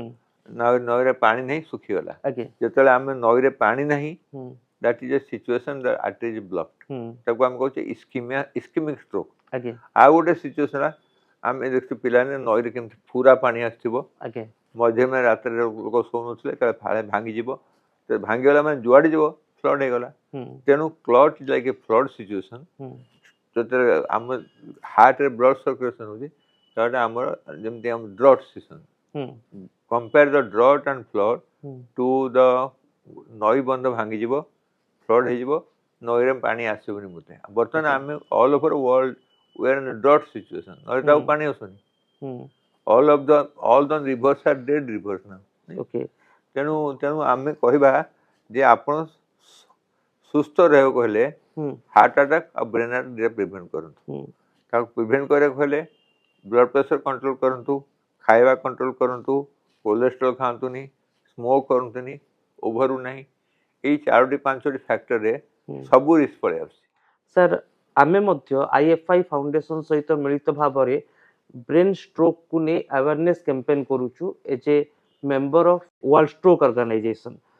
ତେବେ ଏହାର ଭିତରେ ସାର୍ ପ୍ରକୃତରେ ଲୋକ କେମିତି ଜାଣିବେ ଯେ ସେ ବ୍ରେନ୍ ଷ୍ଟ୍ରୋକ୍ ର ଶିକାର ହୋଇଛନ୍ତି, ବା ଯାହା ଆପଣ କହିଲେ ଯିଏ ମାନେ ଯୋଉମାନଙ୍କର ବ୍ଲଡ ପ୍ରେସର ରହିଛି, ସୁଗର ରହିଛି, ଆଲକୋହଲ ନେଉଛନ୍ତି, ସ୍ମୋକିଂ କରୁଛନ୍ତି, ସେମାନଙ୍କର ବ୍ରେନ୍ ଷ୍ଟ୍ରୋକ୍ ର ଆଶଙ୍କା ବେଶୀ। କିନ୍ତୁ ବ୍ରେନ୍ ଷ୍ଟ୍ରୋକ୍ ଜଣେ ଶିକାର ହେଲେ ସେ ତାଙ୍କ ପାଖରେ କଣ ସବୁ ଲକ୍ଷଣ ପ୍ରକାଶ ପାଇବ? ଦେଖନ୍ତୁ, ପ୍ରଥମ କାରଣ ହେଲା ଦେଖନ୍ତୁ ସିଗ୍ନାଲ ସାଇନ୍, ସିଭିୟର ମୁଣ୍ଡ ବିନ୍ଧିବ, ହୁଁ ହାର୍ଟ ଚେଷ୍ଟ ପେନ୍ ହେଉଛି, ହୁଁ ମୁଣ୍ଡ ବିନ୍ଧିବ। ତାପରେ ଟିକେ ଯଦି ସ୍ମଲ୍ ଲିକ୍ ହେଲା, ହୁଁ ବ୍ଲିଡ଼ିଂ ହେଲା, ନେକ୍ ପେନ୍ ହେବ। ହୁଁ ଆମେ ଏଇ ଦୁଇଟା କହୁଛେ ୱାର୍ଣ୍ଣିଂ ସାଇନ୍ ବା ସିଗ୍ନାଲ ସାଇନ୍। ହୁଁ ମୁଣ୍ଡ ବିନ୍ଧିବ, ବେକ ବିନ୍ଧିବ, ହୁଁ ସେକୁ ଆମେ ନେଗ୍ଲେକ୍ଟ କରିଦେଲେ ହୁଁ ଆପଣ ନେକ୍ସଟ ଟାଇମ୍ କ'ଣ ହେବ, ସିଭିୟର ହେଡ଼େକ୍, ହୁଁ ବଟ୍ ୟୁ ଆର୍ କନସିୟସ୍, ହୁଁ ଧୀରେ ଧୀରେ ଗୋଟେ ପାରାଲିସିସ୍ ହେଇଗଲା। ହେଲା, ଯଦି ସେଇଟାକୁ ଆମେ ରେସ୍ପଣ୍ଡ କରିବନି, ନେକ୍ସଟ ଆସିବ severe headache, big bleeding, coma. ଆଚ୍ଛା ତାପରେ ତାକୁ ନହେଲେ ତାକୁ ମଧ୍ୟ ଲୋକ କାଜୁଆଲିଟି ଆଣୁନାହାନ୍ତି, ସେମାନେ କ'ଣ ଘରେ ଟ୍ରିଟ୍ କରୁଛନ୍ତି ଆୟୁର୍ବେଦିକ ହୋମିଓପାଥିରେ। ହୁଁ ତାପରେ ହେଲା ସିଭିୟର ହେଡେକ୍, ବ୍ରେନ୍ ହେମରେଜ୍, ଘରେ ସ୍ପଟ୍ ଡେଥ୍। ଆଚ୍ଛା ତ ଏଇଭଳିଆ ଯୋଉ 5ଟା ସିଚୁଏସନ୍ ହଉଛି, ହୁଁ ତ ପ୍ରଥମ ଜିନିଷ ହେଲା ଆମେ ଦେଖିବା ଯେତେବେଳେ ପେସେଣ୍ଟର ସିଭିୟର ହେଡେକ୍ ହଉଛି ତାର ବ୍ଲଡ୍ ପ୍ରେସର କେତେ ଅଛି। ହୁଁ The blood pressure 130 to 140 ଉପରଟା, ତଳଟା 80 to 85, we should go and take the hospital and get a CT scan done. ଯଦି ଭୀଷଣ ମୁଣ୍ଡ ବିନ୍ଧା ହଉଛି ଆଉ ଉଚ୍ଚ ରକ୍ତଚାପ ରହୁଛି, ଏ ଦୁଇଟି କାରଣ ବ୍ରେନ୍ ଷ୍ଟ୍ରୋକ୍ ହୋଇପାରେ। ନେକ୍ ଷ୍ଟିଫ୍ ନେକ୍ ହେଇଯିବ, Next, ନେକ୍ଟା ବେକ ଷ୍ଟିଫ୍ stiff ହେଇଯିବ। ହେଇଯିବ। ଯେତେବେଳେ ଆମେ ଷ୍ଟ୍ରୋକ୍ ପେସେଣ୍ଟକୁ ବା ଷ୍ଟ୍ରୋକ୍ର ଶିକାର ହୋଇଥିବା ରୋଗୀଙ୍କୁ ମେଡିକାଲ ଆଣିବା କଥା କୁହାଯାଉଛୁ, ମେଡିକାଲରେ ଆମେ ଦେଖୁଛେ ଯେ ଷ୍ଟ୍ରୋକ୍ ଆଜି ଗୋଟିଏ ବହୁତ ବଡ଼ ରୋଗ ଭାବରେ ସାମ୍ନାକୁ ଆସିଲାଣି ଏବଂ ଯାହା ଏନସିଡି ରହିଛି ନନ୍ କମ୍ୟୁନିକେବୁଲ ଡିଜିଜ୍, Disease. ସେଥିରେ ଦ୍ୱିତୀୟ ସ୍ଥାନରେ ଷ୍ଟ୍ରୋକ୍କୁ ସ୍ଥାନ ଦିଆଯାଇଛି। କିନ୍ତୁ ଏ ଷ୍ଟ୍ରୋକ୍ର ମୁକାବିଲା ପାଇଁ ଯେଉଁଭଳି ଢଙ୍ଗରେ ପ୍ରଶିକ୍ଷଣ ନେବା ଆବଶ୍ୟକ, ଯିଏ ଏମର୍ଜେନ୍ସିରେ ସିକ୍ୟୁରିଟି ଗାର୍ଡ ରହୁଛନ୍ତି ତାଙ୍କଠାରୁ ଆରମ୍ଭ କରି ପାରାମେଡିକାଲ ଷ୍ଟାଫ୍, ନର୍ସ, ଡାକ୍ତରଙ୍କ ପାଖରେ ସେହି ପ୍ରଶିକ୍ଷଣ ରହିଲା ଭଳି ମନେ ହୁଏ କି? ଆମକୁ ଆକ୍ଚୁଆଲି ସ୍ପେଶାଲାଇଜ୍ ଷ୍ଟ୍ରୋକ୍ ୟୁନିଟ୍ କରିବା ଦରକାର, ଯୋଉଟା କି ଆମ ଇଣ୍ଡିଆରେ ବହୁତ କମ୍। ସେ ଜାଗାରେ ଯଦି ଆମେ କହିବା ଏସି ମେଡିକାଲରେ ଷ୍ଟ୍ରୋକ୍ ୟୁନିଟ୍ ଅଛି, ସେ ଷ୍ଟ୍ରୋକ୍ ଯୋଉ କାଜୁଆଲିଟି ଆସିବ, ସେ ପେସେଣ୍ଟ ଆସିବ, ତାର କାଜୁଆଲି ଲୋକ ଜାଣିବେ ଯେ ଚୌକିଦାର ଟୁ ଅଫିସର ଯେ ସମସ୍ତେ ଜାଣିବେ ଷ୍ଟ୍ରୋକ୍ ପେସେଣ୍ଟ କିମ୍ବା ହାର୍ଟ ଆଟାକ୍ ପେସେଣ୍ଟ, ୟାକୁ ଇମିଡିଏଟ୍ କରନ୍ତୁ। କାରଣ ଯଦି ଆମେ ବ୍ଲଡ ରାସ୍ତାଟା ବନ୍ଦ ହେଇଯାଇଛି, ଆମେ ଇମିଡିଏଟ୍ ତାକୁ ଥ୍ରୋମ୍ବୋଲାଇସିସ୍ କରିବା। ଯଦି ବ୍ରେନ୍ ହ୍ୟାମରେଜ୍ ତାକୁ ଦେଖିବା କେଡ଼େ ବଡ଼ କ୍ଲଟ୍ ଅଛି, ଅପରେସନ୍ ନାହିଁ। ଗୋଟେ ମୋର ଏକ୍ଜାମ୍ପଲ୍ ନେଉଛି, ମୋର ପିଉସୀ ସେ ରହୁଛନ୍ତି ଭୁବନେଶ୍ୱର, ମୋର 8 ବର୍ଷ ବଡ଼। ନଭେମ୍ବର 2000 ଏଇ ଆମ 2018 ମସିହାରେ କି 19 ମସିହାରେ ସେ ମୋତେ ଟେଲିଫୋନ୍ କଲେ, ମୁଁ କଥା କହିପାରୁନି। ମୁଁ କହିଲି ଆପଣ ଗୋଟେ ଆର୍ଟେରୀ ବ୍ଲକ୍ ହେଇଗଲା, ମୁଁ କଥା କହିପାରୁନି। ତାପରେ ମୋତେ କହିଲେ can you come immediately my house. ମୁଁ କହିଲି ତାଙ୍କ ଘରକୁ, ମୁଁ କହିଲି ସାଙ୍ଗେ ସାଙ୍ଗେ ଚାଲ ହସ୍ପିଟାଲ, ସମ୍ ହସ୍ପିଟାଲ। ନଭେମ୍ବର 2019 ନା 20 ହେଇଥିବ, ଗୋଟେ 19-20 ତ ନୁହେଁ, 20 ତ କୋଭିଡ ଷ୍ଟାର୍ଟ ହେଲା, 19 ହେଇଥିବ। ଆମେ ଆସିଲୁ, ଦେଖିଲୁ ଗୋଟେ ଆର୍ଟେରୀ ବନ୍ଦ ହେଇଯାଇଛି, ଗୋଟେ ଆର୍ଟେରୀ ବନ୍ଦ ହେଇଛି, ଗୋଟେ ବ୍ରାଞ୍ଚ। ସେଇଠି କାଜୁଆଲିଟି ଆମେ ଦେଇଦେଲୁ କ୍ଲଟ୍ଟାକୁ ରିଜର୍ଭ କରିବା ପାଇଁ। ତାପରେ ମୁଁ କହିଲି ତ ଆର୍ମିଡ୍, ସେତେବେଳେ ସେ କଥାଟା ଆରମ୍ଭ କରିଦେଲେ। ତାପରେ ଇମିଡିଏଟଲି ଆମେ ଦେଖିଲୁ ସେ ଆର୍ଟେରୀଟା ଠିକ୍ ହେଇଗଲା। ଆର୍ଟେରୀ ବନ୍ଦ ଥିଲା, ଆମେ ଘଣ୍ଟାଏ ରଖିଲୁ, ଇଞ୍ଜେକ୍ସନ ଦେଲୁ, 2 ଘଣ୍ଟା ପରେ ଦେଖିଲୁ ସେ ଆର୍ଟେରୀ ଖୋଲି ଯାଇଛି। You can see magic. କିନ୍ତୁ ଡକ୍ଟର ଅଶୋକ ମହାପାତ୍ର ସେଇଠି ଉପସ୍ଥିତ ଥିଲେ, ସେ ଜାଣିଥିଲେ, ସେଇଥିପାଇଁ ଏହା ସମ୍ଭବ ହେଲା। କିନ୍ତୁ ଯେତେବେଳେ କମନ ଲୋକ ଯାଉଛି, ଏମିତି ମଧ୍ୟ ଘଟଣା ଦେଖିବାକୁ ମିଳେ ଯେ ଅନେକ ସମୟରେ ହସ୍ପିଟାଲରେ ତାଙ୍କୁ ଡକ୍ଟର ହୁଅନ୍ତୁ, ପାରାମେଡିକାଲ ଷ୍ଟାଫ୍ ହୁଅନ୍ତୁ, କୁହନ୍ତି ତମେ ଟେଷ୍ଟ କରିଦିଅ ଏବଂ ଟେଷ୍ଟ କରିବା ପରେ ରିପୋର୍ଟ ଆସିବ, ରିପୋର୍ଟ ଆସିବା ପରେ ମେଡିସିନ ମିଳିବ। ପ୍ରକୃତରେ ଷ୍ଟ୍ରୋକ୍ ପେସେଣ୍ଟଙ୍କ ପାଇଁ ଏତେ ସମୟ ଥାଏ କି ତାଙ୍କ ପାଖରେ ଗୋଟେ ଚିକିତ୍ସା ପାଇବା ପାଇଁ, ନା ଗୋଟେ ଜରୁରୀକାଳୀନ ଆମେ କହୁଛେ ଷ୍ଟ୍ରୋକ୍ ପାଇଁ ବେଷ୍ଟ ୱିଣ୍ଡୋ ହେଲା ଫାଷ୍ଟ 2 to 3 hours, 4 hours। କାରଣ ତାପରେ ଆମେ ଥ୍ରୋମ୍ବୋଲାଇସିସ୍ କଲେ ଏଟା କାମ ଦେବନି, ଏଟା ischaemic stroke. That 2 type of stroke, bleeding in the brain, 15%, ଆଉ 85% ବ୍ଲିଡିଂ ହଉନି, ଆର୍ଟେରୀଟା ବନ୍ଦ ହେଇଯାଇଛି। ଆର୍ଟେରୀ ଯେତେବେଳେ ବନ୍ଦ ହେଉଛି, ଆମ ପାଖରେ 3-4 ଘଣ୍ଟା ସମୟ ଅଛି। ଆମେ କୁଇକଲି ହସ୍ପିଟାଲ ନେବା, ତାଙ୍କର ବ୍ରେନରେ କ'ଣ ଅଛି ଦେଖିବା, କ୍ଲଟ୍ ହେଇଛି କି ନାହିଁ ଦେଖିବା। ଯଦି କ୍ଲଟ୍ ନାହିଁ, ତାହେଲେ ଆମେ ଥ୍ରୋମ୍ବୋଲାଇସିସ୍ କରିବା। ଏଇ କାଜୁଆଲିଟିରେ will not wait the another neurologist ଆଉ ନ୍ୟୁରୋସର୍ଜନ କମ୍। ସେଇଥିପାଇଁ ଆମେ କହୁଛେ ଆମ କମ୍ ସେ କମ୍ ଆମର ଓଡ଼ିଶାରେ 2-3ଟା ଜାଗାରେ ଷ୍ଟ୍ରୋକ୍ ୟୁନିଟ୍ ହେବା ଦରକାର, ଯୋଉଠି ସବୁ ସେଇ ପାଖ ମାନେକର ଗୋଟେ ଷ୍ଟ୍ରୋକ୍ ପେସେଣ୍ଟକୁ 2 ଘଣ୍ଟା ଭିତରେ ଆମର କାଜୁଆଲିଟି ଆସିବାକୁ ପଡ଼ିବ। ସେ 50 କିଲୋମିଟର ଆସିପାରିବ, ତାଠୁ ଅଧିକା ଯାଇପାରିବନି କି 60। ଆମର ସେ ଗାଡ଼ି ଆରେଞ୍ଜ କରିବ, ଆମ୍ବୁଲାନ୍ସ ଆଣିଥିବ। ତେଣୁ ଆମେ ଜାଣିଛେ ଷ୍ଟ୍ରୋକ୍ ୟୁନିଟ୍, ଆଉ ସେଠି ଯେଉଁ ଲୋକ ଥିବେ ତାକୁ ଗୋଟେ ଥିବ, ଆମ୍ବୁଲାନ୍ସ ଥିବ କି ଯାହା ଥିବ, ସେ କହିଦେବ ମୁଁ ଯାଉଛି ସମ୍ ହସ୍ପିଟାଲ, ମୁଁ ଷ୍ଟ୍ରୋକ୍ ନେଇ ପେସେଣ୍ଟ ଆସୁଛି, ଆପଣ ରେଡ଼ି ରଖନ୍ତୁ। ଆପଣ ଯଦି ଇନଫିରିୟର ମାନେ ଇନଫ୍ରାଷ୍ଟ୍ରକ୍ଚରଟାକୁ ଖାଲି ଥିଲେ ହେବନି, ଆକ୍ଟିଭେଟ୍ କି ରଖିବେ। କାରଣ ଆମର ଖାଲି ବହୁତ ସାରା ପେସେଣ୍ଟ ଡେଥ୍ ହେଉଛି, ଏଇଥିପାଇଁ ହେଉଛି ହାର୍ଟ ଆଟାକ୍ ଆଉ ବ୍ରେନ୍ ଆଟାକ୍। ହାର୍ଟ ଆଟାକ୍ ପାଇଁ ଲୋକ ବହୁତ ଆକ୍ଟିଭ, ବହୁତ ଟିକେ ପେନ୍ ହେଉଛି, ହାର୍ଟ ଆଟାକ୍ ଥାଉ କି ଏସିଡ୍ ଥାଉ ସେ କରିଦେଉଛି, କିନ୍ତୁ ବ୍ରେନ୍ ଆଟାକ୍ ପାଇଁ ଗୋଟେ ବ୍ରେନ୍ ଆଟାକ୍ ପାଇଁ ସିମ୍ପଲ୍ ଜିନିଷ ହେଲା, ଯଦି ମୁଣ୍ଡ ବିନ୍ଧା ହେଉଛି, ପିଠି ଦରଜ, ଏଠି ଅଣ୍ଟା ବେକ ଦରଜ ଅଛି, ଯାଆନ୍ତୁ ଗୋଟେ ସ୍କାନ୍ କରିଦିଅନ୍ତୁ। ଆଜିକାଲି scan not MRI, CT scan is best for doing ଇଏ। କାରଣ ଆମେ ଦେଖିବା କ୍ଲଟ୍ ଅଛି କି ନାହିଁ, ଯଦି କ୍ଲଟ୍ ନାହିଁ ଗୋଟେ ଡକ୍ଟର ପାଖକୁ ଯାଆନ୍ତୁ, ଥ୍ରୋମ୍ବୋଲାଇସିସ୍। मो एग्जाम कहूँ मु बसी कालकाटा एयरपोर्ट रे हम्म हठात मोर स्पीच बंद हो गला हम्म मो पीयूष होता मु कुआड़े जी एयरपोर्ट रे बस कालकाटा एयरपोर्ट रे मु तलक पचार हुआरी डॉक्टर सियर कहली मोर गोटे कथा कह असुविधा हो मत आप हेपारिन लगे दिंतु अच्छा से कहे कहीं हेपारिन कहीं देखो मोर मुंड बिंधा ना कि ना खाली मुझे कहीपार मत लगुच मोर गोटे आर्टेरी बंद हो मत लगेदेले तापर मुझे आसिल फ्लाइट आसी सीधा ये आसिल आसी देखिली गोटे क्लट हो अच्छा अच्छा से क्लटटा मोर इंजेक्शन लगे द्वारा है कि क्लट थिला मु जानी आगे किंतु जदि मु क्लट जानी था ताहले मु क्लटटा क्लट आर्टरी बंद खोलिया चेष्टा करना तेणु बहुत अर्थात एमिति भी डिफिकल्ट घटना घटिछि आपनको एमिति जीवन रे मो डॉक्टर अशोक निजरे महापात्र निजे मो निजे निजरे ट्रीटमेंट किंतु आपण पूरा एयरपोर्ट रे बसछन हाँ। स्टेशन रे बसछन लेक्चर दउछन हम्म आपण जानि कवि प्रसाद मिश्र हम्म कवि प्रसाद मिश्र तांकर एंजियोप्लास्टी हेतला स्टेंट लागितला गोटे जगह बस कथा कहते लेक्चर दौरान हठात देखला हम्म से जगह तुम कौन करा कथा इमिडिएटली हार्ट में गोटे कौन दवा कथा हम्म। जमी आम थ्रोम्बोलाइसिस हम्म किंतु सिटी गोटे आपण तो बस गोटे कमन कमन पीपुल लेक्चर दौरान आगे जगन्नाथ उपरे डाक्तर किए अच्छे आप तेणु बहुत गोटे जोठी आपणकर टाइम अच्छी 2 घंटा आप इमिडिएट हॉस्पिटल जाकर गोटे स्कैन करदेवे अर्थात जेतेबेले आपण कहउचंती गोल्डन आवर जहाँ 2 रु 3 घंटा बोली कहउचंती आम से गोल्डन आम कहूँ से गोल्डन आवर रे जति चिकित्सा उपलब्ध करबा ताहले कहले आमर हमकु डिस्ट्रिक्ट लेवल रे ता ठारू स्तर सब सब जगह डिवीजन लेवल रे खाली मध्य सेतिक नुहे फैसिलिटी क्रिएट करबा को पड़िबो एवं स्टाफ को ट्रेनिंग देबा को पड़िबो ये गोटे बेसिकली है अवेयरनेस प्रोग्राम हाँ। जे पेशेंट अवेयरनेस स्टाफ अवेयरनेस हम्म। And doctor awareness patient awareness है पेशेंट कहबो मोर जे मुंड बिंची बेक बिंची हठात कहले थाउ न थाउ बेल बेल कहू अरे 2 घंटा वेस्ट मत किसी बाहरलानी बाहर कौन था तेणु पेशेंट भी दुखी हो 2 घंटा खर्च करली तापर आपण आसिले हॉस्पिटल कहले अरे हम एते परसों किछ नथिला तेणु we become more unhappy when nothing comes out यदि गोटे कौन होता तेणु आम कहूँ समस्त we are giving a talk here discussion here जे लोक जानतु यही सिचुएशन क्विकली हॉस्पिटल जातु गोटे स्कैन करूँ देखिए क्लट अच्छी कि नहीं यदि क्लट ना आप थ्रोम्बोलाइसिस ने जहाद्वारा उपकृत हो पारे जदि आप कहे नाई नहीं मोर तो माइग्रेन अच्छी मोर तो एसिड हुए पेट दर्द अच्छी मोर तो सर्वाइकल स्पॉन्डिलाइटिस समस्त बहुत लोग अच्छे किंतु आमे सबू नेक पेन को सर्वाइकल स्पॉन्डिलाइटिस न मानी यदि neck pain sir high blood pressure अच्छी मुंड बिंच हो पारे सर्वाइकल स्पॉन्डिलाइटिस मुंड बिंधबनी ब्लड प्रेशर बढ़िबनी हाई ब्लड प्रेशर अच्छी बेक दर्द अच्छी मुंड बिंच एबे हमर देखिए हम गोटे कॉमन जिनस आपन कहूची एटी जने असिस्टेंट प्रोफेसर अछन अभिजीत ता मां अछन कोमारे आगे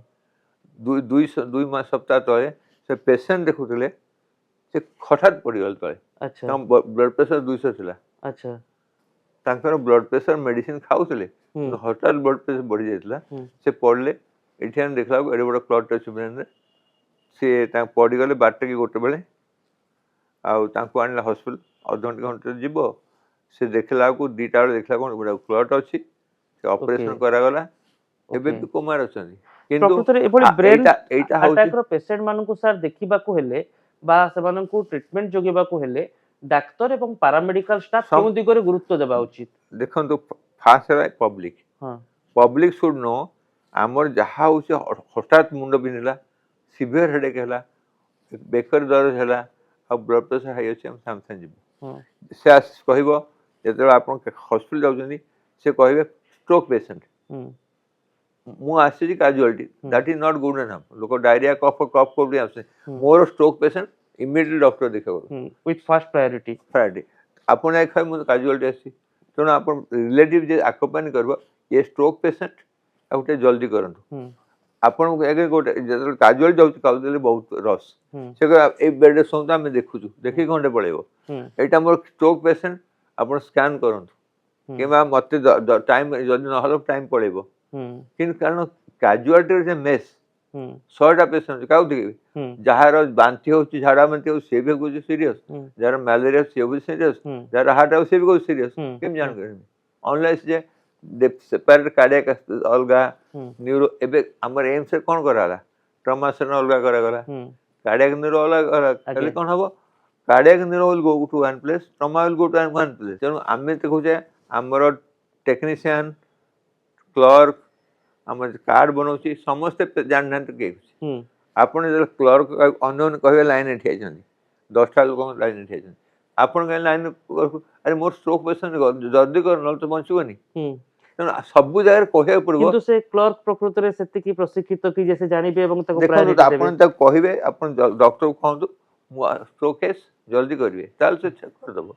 नॉल तो आपण आगे 10टा आपण तो स्ट्रोक क्लर्क पे जाई परिन कारण आपण 10टा पेशेंट ले प्रिवेंट करिवे किंतु से गोटे कथा लाइन रे जेते बेले रोगी को संपर्क अपील करूथिबे जो मानन को अपील करूथिबे जो क्लर्क बसिचंती सिक्यूरिटी गार्ड बसिचंती जो माने एंट्री करेबे पेशेंट को से माने से दिगरे सेते सचेतन होउचंती सुन तो फास्ट थिंग हला हाँ। जदी इमिड गोटे असुविधा अछि पेशेंट से ट्रॉली रखी जे कहंतु sir I have a stroke patient please tell your staff to allow me inside कारण से जाके सीधा डायरेक्ट करबे आ से डॉक्टर जदी कहबो मु बहुत बिजी अछि हम कर परबेनी कारण जे एक्यूट स्ट्रोक पेशेंट रे हमर प्रोटोकॉल हे गरणी 3 घंटा भीतर कि 4 घंटा भीतर अपन थ्रोम्बोलाइसिस करंतु अच्छा मना के कर परबेनी ओके नहल तो आपण तो नेग्लिजेंस चलिबो जेते बेले स्ट्रोक पेशेंट को एम्बुलेंस रे अना जाउची सेते बेले एम्बुलेंस रो कर्मचारी केउ सब दिगो को गुरुत्व देबा दरकार एक्चुअली हमर एम्बुलेंस लिखा होची खाली एडवांस एम्बुलेंस हां से एम्बुलेंस में मॉनिटर थिया दरकार सेतरे ब्लड गैस थिया दरकार हां सेतरे वेंटिलेशन फैसिलिटी थिया दरकार हम्म ता भीतर गोटे लोक थिया दरकार जदि हठात कार्डियक अरेस्ट हे गला कोन हम्म। करिवो हम्म ठीक कहि नांती हम्म हमर गोटे एम्बुलेंस रे एनास्टेज अछि कि ओके तो खाली लिखाबा एडवांस एम्बुलेंस आपण जाके देखंतु मु आपण को जो स्टडी करंतु 100 एम्बुलेंस देखंतु लिखा छै एडवांस एम्बुलेंस कोन अछि किंतु किसी जगह एडवांस फैसिलिटी थिले मध्ये ताको व्यवहार करबा पई किमी लोक व्यवहार नांती के करिवो ठीक हाँ। ऑर्डरली टेक्नीशियन नांती नहीं तार ना गोटे तेणु we have to have a stroke team जे घरु आनी के आसो सब डॉक्टर घरु जाई परिबे स्ट्रोक हमर ट्रेनिंग स्ट्रोक ट्रेनिंग पे हमें जो नबा टेक्नीशियन जे इंटुबेट कर परबो ड्रिप लगे परबो हम्म हमर एम्बुलेंस तो गोटे ड्रिप के लगे परबे जदि गोटे अच्छा। ड्रिप लागी के आसो अलगा कथा हां ड्रिपटा बाहर गल ताऊ के लगे परबे हम्म गोटे नर्स छुआ दरकार टेक्नीशियन दरकार आइडियल तो गोटे डॉक्टर दरकार हम्म से एमबीबीएस दरकार न हो हम्म हेले आमे तो कहबा एडवांस एम्बुलेंस ଆପଣଙ୍କର ଏତେ ଦୀର୍ଘ ଦିନର ଅଭିଜ୍ଞତା ଭିତରେ ମୁଁ ଜାଣିବା ପାଇଁ ଚାହିଁବି ଯେ ପ୍ରକୃତରେ ସ୍ନାୟୁ ରୋଗର ପ୍ରମୁଖ କାରଣ ସବୁ କ'ଣ ଏହା ପଛରେ କିଛି ଜେନେଟିକ୍ କାରଣ ରହିଛି କି स्नायु रोगर प्रथम कारण है ब्लड प्रेशर और डायबिटीज ଆଜ୍ଞା ता छाड़ा ओवरवेट ହୁଁ तापर आसो निशा सेवन ହୁଁ तापर आसो सॉल्ट कंजप्शन ହୁଁ आजिकल देखु मु दिल्ली थी आम बहुत कम सॉल्ट खाऊलु रोटी डालमा परोठा डालमा ହୁଁ आपण भात डाली तरकारी शाग माछ भजा माछ तरकारी खाइबे लुण तो बेस जीव ଆଜ୍ଞା तेणु आम ओडिशा रे स्ट्रोक संख्या बेसी कैंसर संख्या बेसी आउ पैरालिसिस संख्या बेसी ହୁଁ कहीं आम बहुत लुण खाऊ लुण हूँ गोटे प्रथम कारण जे आम ब्लड प्रेशर बढ़ी ଆଚ୍ଛା जाऊँ आम समस्ते कम लुण खाइबा ହୁଁ द्वितीय कारण बिकज ऑफ दिस आम सब ब्लड प्रेशर देखा ହୁଁ 40 वर्ष पर आम प्रिवेंटिव चेकअप करवा ହୁଁ 40 जहाँ वर्ष जहाँ होगा से वर्ष दी थर तार ब्लड सुगर देख तार इसीजी देख तापर तार देख पल्मोनरी फंक्शन टेस्ट लंग्स काम कर देख ହୁଁ कारण हठात है आम आम सिस्टम इज नॉट गियर that much to do with the super speciality ହୁଁ जदि आम स्ट्रोक जदि आम क्या आगुरी स्ट्रोक जनकर स्ट्रोक होती आगुरी ହୁଁ काजुआल जाऊँ कहूँ मोर स्ट्रोक है कि तार रिलेटिव मोर मु कहली मोर कथबार्ता कहीपार लोक जो जाके कहबेनि काजुआल टेस्ट सार कर ए मेडिसिन खाऊले ହୁଁ ताहले कौन हम the doctor who is in first time will not know what are disease that ହୁଁ प्रथम कहे ये हार्ट पेशेंट ब्रेन पैरालिसिस होता यही मेडिसिन खाऊले बर्तमान कौन है आप जहाँ करेंगे ଆଜ୍ଞା तेणु आम पास्ट हिस्ट्री बहुत इंपोर्टाट कौन मेडिसिन खाऊले इम्पोर्टाट केबठू अच्छी बहुत इंपोर्टाट केते वर्ष अच्छी कारण these things all lead to the final outcome यार आमे କିଛି ଜେନେଟିକ୍ କାରଣ ଅଛି କି बहुत लोक कहते बहुत आम जिन जानिनु ହୁଁ जो गुड़ाक एसेंशियल हाइपरटेंशन कहूँ जार कारण ना there may be genetic factor किंतु तापे कौन जीन आज बाहर ହୁଁ बहुत गुड़े रोगर जीन अच्छी किंतु आम ब्लड प्रेशर जीन कौन ହୁଁ डायबिटीज जीन कौन टाइप 1 टाइप 2 डायबिटीज तेणु फैमिलियल गोटे नॉन फैमिलियल ଆଜ୍ଞା ତେଣୁ ଆମେ ଯଦି ଦେଖିବା ଗୋଟେ ଲୋକର 15 ବର୍ଷ ବୟସ ଅଛି ଡାଇବେଟିସ୍, ତାହେଲେ ଆମକୁ একটা ଫ୍ୟାମିଲିଆଲ ଡିଜିଜ୍ ତାକୁ ପ୍ରପରଲି ଟ୍ରିଟମେଣ୍ଟ କରିବାକୁ ପଡ଼ିବ। କାରଣ ଯଦି ପ୍ରପରଲି ଟ୍ରିଟମେଣ୍ଟ ନ କରେ 50 ବର୍ଷ ତାର ବହୁତ ମଲ୍ଟିପୁଲ କମ୍ପ୍ଲିକେସନ୍ ହେଇଯିବ। ଆମେ କମ୍ପ୍ଲିକେସନ୍ ଆଭଏଡ୍ କରୁ, ତାକୁ ଡାଏଟ୍ ସାଇଟ୍ ଛିଡ଼ିଦେବା, ତାକୁ କହିବା ଠିକ୍ ଠିକ୍ ଟାଇମ୍ରେ ଡାଇବେଟିସ୍ ପାଇଁ ମେଡ଼ିସିନ୍ ଖାଅ। ବହୁତ ଲୋକ କେୟାରଲେସ୍, ରୋଗ ଜାଣିକି ମଧ୍ୟ ସେମାନେ ଟ୍ରିଟମେଣ୍ଟ କରୁନାହାନ୍ତି। ତେଣୁ ପ୍ରଥମ ଜିନିଷ ହେଲା ଆମର ରୋଗ କ'ଣ, ଆମ ଡାକ୍ତର କିଏ, କ'ଣ ମେଡ଼ିସିନ୍ ଖାଉଛି। ଯେତେବେଳେ ଆଉ ଗୋଟେ ପ୍ରୋବ୍ଲେମ୍ ହେଉଛି ଆମେ ଯାଇକି କହିବା ଯେ ଡକ୍ଟରକୁ ମୋର ଏଇଆ, ଲୋକ ଲୁଚେଇଲେ ହେବନି ନା। ଆମର ପ୍ରଥମ ଥିଲା ମୁଁ ରୋଗ ଲୁଚେଇ ଦିଏ, ମୁଁ କାହିଁ କାହାକୁ କହିବି ମୋର ପେନ୍ ଗୋଡ଼ରେ ପେନ୍ ହେଉଛି, ମୁଁ ଆସେନି। How do know that artery is not block here. ତେଣୁ ଆମେ କାହାକୁ ମନା କରିବାନି। ତେଣୁ ମୁଁ ଜେନେରାଲ ପବ୍ଲିକ ପାଇଁ ଯେତେବେଳେ ମୁଁ କହୁଛି, ଯେତେବେଳେ ଆପଣ 50-60 ବର୍ଷ, high risk factor, age risk factor, diabetes risk factor, blood pressure risk factor, cholesterol risk factor, smoking, ଆମେ ଯାଇ କହିବା ଯେ ଏଇ ଦେଖନ୍ତୁ ଏଗୁଡ଼ା ରିସ୍କ ଫ୍ୟାକ୍ଟର ମୋର ଅଛି, ମୋର ଷ୍ଟ୍ରୋକ୍ ହେଇପାରିବ କି ନାହିଁ। ଡକ୍ଟର ମହାପାତ୍ର, ଆପଣ ନିଜର ଏହି ଲମ୍ବା କ୍ୟାରିୟର ଭିତରେ ଅନେକ ଜଟିଳ ରୋଗକୁ ମଧ୍ୟ ସଫଳତାର ସହିତ ଟ୍ରିଟମେଣ୍ଟ ଦେଇଛନ୍ତି। ଅନେକ ଲୋକ ଯେଉଁମାନେ ନିଜର ରୋଗରୁ ମୁକ୍ତି ପାଇଥିବେ ଏବଂ ସେମାନେ ଆଜି ସ୍ୱାଭାବିକ ଜୀବନଯାପନ କରୁଥିବେ। ଆଉ ଗୋଟିଏ ପ୍ରଶ୍ନର ଉତ୍ତର ମୁଁ ଚାହିଁବି, ଏହାରି ଭିତରେ ଏମିତି କିଛି ବଡ଼ ବଡ଼ ବ୍ୟକ୍ତିତ୍ୱଙ୍କର ଆପଣ ଟ୍ରିଟମେଣ୍ଟ କରିଛନ୍ତି ଯାହାଙ୍କ ବିଷୟରେ ଆଜି ଆପଣ କହିବା ପାଇଁ ଚାହିଁବେ ମନ ଖୋଲି? ଦେଖନ୍ତୁ, ବହୁତ ମନ୍ତ୍ରୀ ତ ଦିଲ୍ଲୀରେ ଆସନ୍ତି। ମୋର 5 ଜଣ ଗଭର୍ଣ୍ଣର ମୋର ପ୍ରେସିଡେଣ୍ଟ ଥିଲେ, 3-4 ଜଣ ମନ୍ତ୍ରୀ ଥିଲେ, ରାମବିଳାସ ପାସୱାନ, ଇଏ ଆମର ଲାଲୁ ୟାଦବ, ଆଉ ବହୁତ ସମୟରେ ସେଣ୍ଟ୍ରାଲ ଗଭର୍ଣ୍ଣମେଣ୍ଟର ଏମ୍ପି ଫେମ୍ପି ସେକ୍ରେଟାରୀ ସବୁ ଅଛନ୍ତି। ମୁଁ କାହା ନାଁ କହିବାକୁ କହୁନି, ମୁଁ ଖାଲି ଏହା କହୁଛି ଏବେ ସୁଦ୍ଧା ମୋର 4-5 ଜଣ ଗଭର୍ଣ୍ଣର ଥିଲେ। ଜଣେ ଗଭର୍ଣ୍ଣର ଥିଲେ ତ୍ରିପୁରାର, ଆଉ ଜଣେ ଗଭର୍ଣ୍ଣର ଥିଲେ ଆମର ରାଜସ୍ଥାନର, ଆଉ ଜଣେ ଗଭର୍ଣ୍ଣର ଥିଲେ ୟୁପିର ଟିଭି ରାଜେଶ୍ୱର। ଆମେ ଯେମିତି କହୁଛେ ଥାର୍ଡ଼ରେ ଆସିବେ, ସେ ବିହେଭ୍ ଲାଇକ୍ ଦ୍ୟାଟ୍। ଆମର ବହୁତ ହସ୍ପିଟାଲ ମୁଁ ଯୋଉଠି କାମ କରିଛି ଗୋଟେ ଭିଆଇପି ରୁମ୍ ଥାଏ। ଦିଲ୍ଲୀରେ ଗୋଟେ ଭିଆଇପି ରୁମ୍ ଅଛି, ତାଙ୍କୁ ଜଣାଯାଇଛି ଆପଣ ୟାଙ୍କୁ ଇନଫର୍ମ କରିଦେବେ। ସେଠି ଆମର କ୍ଲର୍କ ଅଛି, ସେଠି ଆମର ପିଅନ ଅଛି, ତାଙ୍କ ପାଇଁ ଚାହା ଜଳଖିଆ ଯାଇଥିବ, ଆଉ ଡକ୍ଟରକୁ ସେ ଯୋଉଠୁ ଆସିବେ ଘରୁ ତ ଆସିବେ। ତେଣୁ ସେ ଯଦି ଅଧଘଣ୍ଟା ଭିତରେ ଆସୁଛନ୍ତି, ଆମର କୁହାଯାଇଥିବ। ସଞ୍ଜୟ ଗାନ୍ଧୀରେ ସେମିତି ଥିଲା, ମୁଁ ଯେତେବେଳେ ଦିଲ୍ଲୀରେ ଥିଲି, ସଞ୍ଜୟ ଗାନ୍ଧୀ ଲକ୍ଷ୍ନୌରେ ଥିଲି, ଆମେ ଗୋଟେ କଲୁ ଭିଆଇପି ରୁମ୍, ତାର ଏଣ୍ଟ୍ରାନ୍ସ ଅଲଗା କଲୁ, କମନ ନର୍ମାଲ ରୁଟିନ ଏଣ୍ଟ୍ରାନ୍ସ ଅଲଗା। ସାଧାରଣ ଲୋକଙ୍କ ପାଇଁ ଗୋଟିଏ ଟ୍ରିଟମେଣ୍ଟ ବ୍ୟବସ୍ଥା ଆଉ ଭିଆଇପିଙ୍କ ପାଇଁ ଆଉ ଗୋଟେ ଟ୍ରିଟମେଣ୍ଟ ବ୍ୟବସ୍ଥା। କାହିଁକି ଆପଣ ଡକ୍ଟର ମହାପାତ୍ର ବିଶ୍ୱାସ କରନ୍ତି? ଏଥିକାଲି ନୁହେଁ, କିନ୍ତୁ ଆପଣ ଦୁନିଆ ଏହା ହେଲା ଗୋଟେ ହ୍ୱାଇଟ୍ ଗୋଟେ ଗଭର୍ଣ୍ଣର କମ୍, ସେ ତ ଆପଏଣ୍ଟମେଣ୍ଟ ନେଇକି ଆସୁଛନ୍ତି। ଆପଣଙ୍କୁ କହିଦେଲେ 2 ଘଣ୍ଟା ପରେ ଆସିବି, ସେ ତ ଜେନେରାଲ ଲୋକ ତ କେହି ଆପଏଣ୍ଟମେଣ୍ଟ ନିଅନ୍ତିନି। ଆପଣ ଏଇଠି ଆସନ୍ତୁ, ଏମାନେ ଆସୁଛନ୍ତି, this suppose to be referral hospital, କିନ୍ତୁ 90% ପିପୁଲ ଡୋଣ୍ଟ ଇନଫର୍ମ ଅସ୍। ତାହେଲେ ଆମେ କ'ଣ କରିବୁ? ସମସ୍ତେ ଲାଇନରେ ରହିବେ ନା। ମୋ ପାଖରେ କେତେ ଜଣ କ'ଣ, ମୋ ପାଖରେ 10ଟା କି 15ଟା patient, how do know who is serious is not serious. ମୋତେ ଜଣେ ଗଭର୍ଣ୍ଣର ଟେଲିଫୋନ କଲେ, ମୁଁ ଆସୁଛି, ମୋର ଏଇଆ ପ୍ରୋବ୍ଲେମ୍ ଅଛି, ମୁଁ ଦେଖେଇବି। ମୁଁ କହିଲି ଆପଣ ଠିକ୍ ଅଛି ସାର୍, ଆପଣ 3ଟା ବେଳେ ଆସିବେ, ଏଠି ଦେଖିବି। His coming. ତେଣୁ ଏଥିକାଲ ଅନଏଥିକାଲ କିଛି ନାହିଁ। ଏତିକି ହେଲା ସେ କାହିଁକି ରୁଟିନ ଉପରକୁ ଆସିବେନି। ଆପଣ ଦିଲ୍ଲୀ ପାଇଁ ମୋ ପେସେଣ୍ଟ ଥିଲେ। ଲାଲୁ ଯାଦବ ଆପଣଙ୍କୁ କେମିତି ଦେଖେଇଥିଲେ? ବହୁତ ବଢିଆ, ମୋ ସାଙ୍ଗେ ବସି ବହୁତ ଏମିତି ବସିକି ଆମେ 2 ଘଣ୍ଟା କଥା କରୁଛୁ। His behave with me very well. Lalu ଯାଦବଙ୍କର କ'ଣ ଅସୁବିଧା ରହିଥିଲା? ତାଙ୍କର ଅସୁବିଧା ଥିଲା, ତାଙ୍କ ଭାଇର ଅସୁବିଧା ଥିଲା। ସେ ଭାଇ 6 ମାସ କୋମାରେ ରହିଲା, 6 ମାସ କୋମାରେ ସେ ଠିକ୍ ହେଇ ପଡ଼ିଲା। ତ he had lot of respect for ମି। ଗୋଟେ ଦିନ ମୁଁ ଯାଉଥିଲି ଏମ୍ସରେ, ସେ ଗୋଟେ ମୋର କାଜୁଆଲି ଯାଉଥିଲି, ସେ ଲିଫ୍ଟ ପାଖରେ ଠିଆ ହେଇଥିଲେ, ଲାଲୁ ଯାଦବ ଲିଫ୍ଟ କାହାକୁ ଦେଖିବାକୁ ଯାଉଥିଲେ। ମୁଁ ତାଙ୍କ ମୁହଁଟା ବଙ୍କେଇ ଦେଇ ପଳେଇଲି। ସେ ତାଙ୍କର ସାଙ୍ଗରେ ଯେଉଁ ଥିଲା ପିଏସ୍ ଡାକିଲା, ସାର୍ ଡାକିଲା। ମୁଁ କହିଲି କ'ଣ? କହିଲା ମୋତେ ଦେଖିକି ପଳେଇଲେ। ମୁଁ କହିଲି ସାର୍ ବହୁତ ଗୋଟେ ସିରିୟସ୍ ପେସେଣ୍ଟ ଅଛି। ମୁଁ କହିଲି ହି କଲ୍ ମି ଫ୍ରମ୍ ଦ ବ୍ୟାକ୍। ତ କ୍ୱେଶ୍ଚିନ୍ ହେଲା ଯେ ଆମେ ଯେମିତି ବିହେଭ୍ କରିବା ସେମାନେ ସେମିତି ବିହେଭ୍ କରିବେ। ଆଉ they all know the value of a doctor. Lalu ଯାଦବକୁ କ'ଣ ସବୁ ଟ୍ରିଟମେଣ୍ଟ ଆପଣ ଦେଇଛନ୍ତି? ତାଙ୍କୁ ମୁଁ କିଛି ଦେଇନି, ତାଙ୍କ ଭାଇଙ୍କୁ ଦେଇଥିଲି, କୁମାର ଦେଇଛନ୍ତି। ଆଚ୍ଛା, ବହୁତ ବହୁତ ଧନ୍ୟବାଦ ସାର୍। ଆଜି ଆପଣ ଆମ ସହିତ ମନ ଖୋଲି ଆଲୋଚନା କଲେ ଏବଂ neuro surgery, neuro treatment, neurology ଏବଂ ସ୍ନାୟୁ ରୋଗରେ ଆକ୍ରାନ୍ତ ହେଉଥିବା ଲୋକମାନଙ୍କ ପାଇଁ ସଚେତନତାର ଅନେକ ବାର୍ତ୍ତା ବି ଦେଲେ। ବହୁତ ବହୁତ ଧନ୍ୟବାଦ ସାର୍ ଆପଣଙ୍କୁ ନମସ୍କାର। ତମାମ ଆଲୋଚନା ପାଇଁ। ଆମ ସହିତ ଆଲୋଚନା କରୁଥିଲେ ପଦ୍ମଶ୍ରୀ ଡାକ୍ତର ଅଶୋକ କୁମାର ମହାପାତ୍ର, ଏମ୍ସର ପୂର୍ବତନ ନିର୍ଦ୍ଦେଶକ ତଥା ବିଶ୍ୱର କିଛି ପ୍ରତିଷ୍ଠିତ ଏବଂ ଆଗ ଧାଡ଼ିର ନ୍ୟୁରୋ ସର୍ଜନଙ୍କର ଯେତେବେଳେ କଥା ଆସେ ସେତେବେଳେ ଡକ୍ଟର ଅଶୋକ ମହାପାତ୍ରଙ୍କ ନାଁ ବି ସାମ୍ନାକୁ ଆସେ।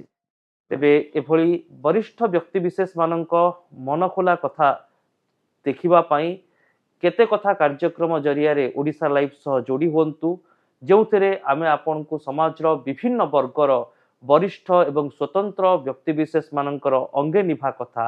ଉପସ୍ଥାପନ କରିବୁ। ରହୁଛି, ନମସ୍କାର।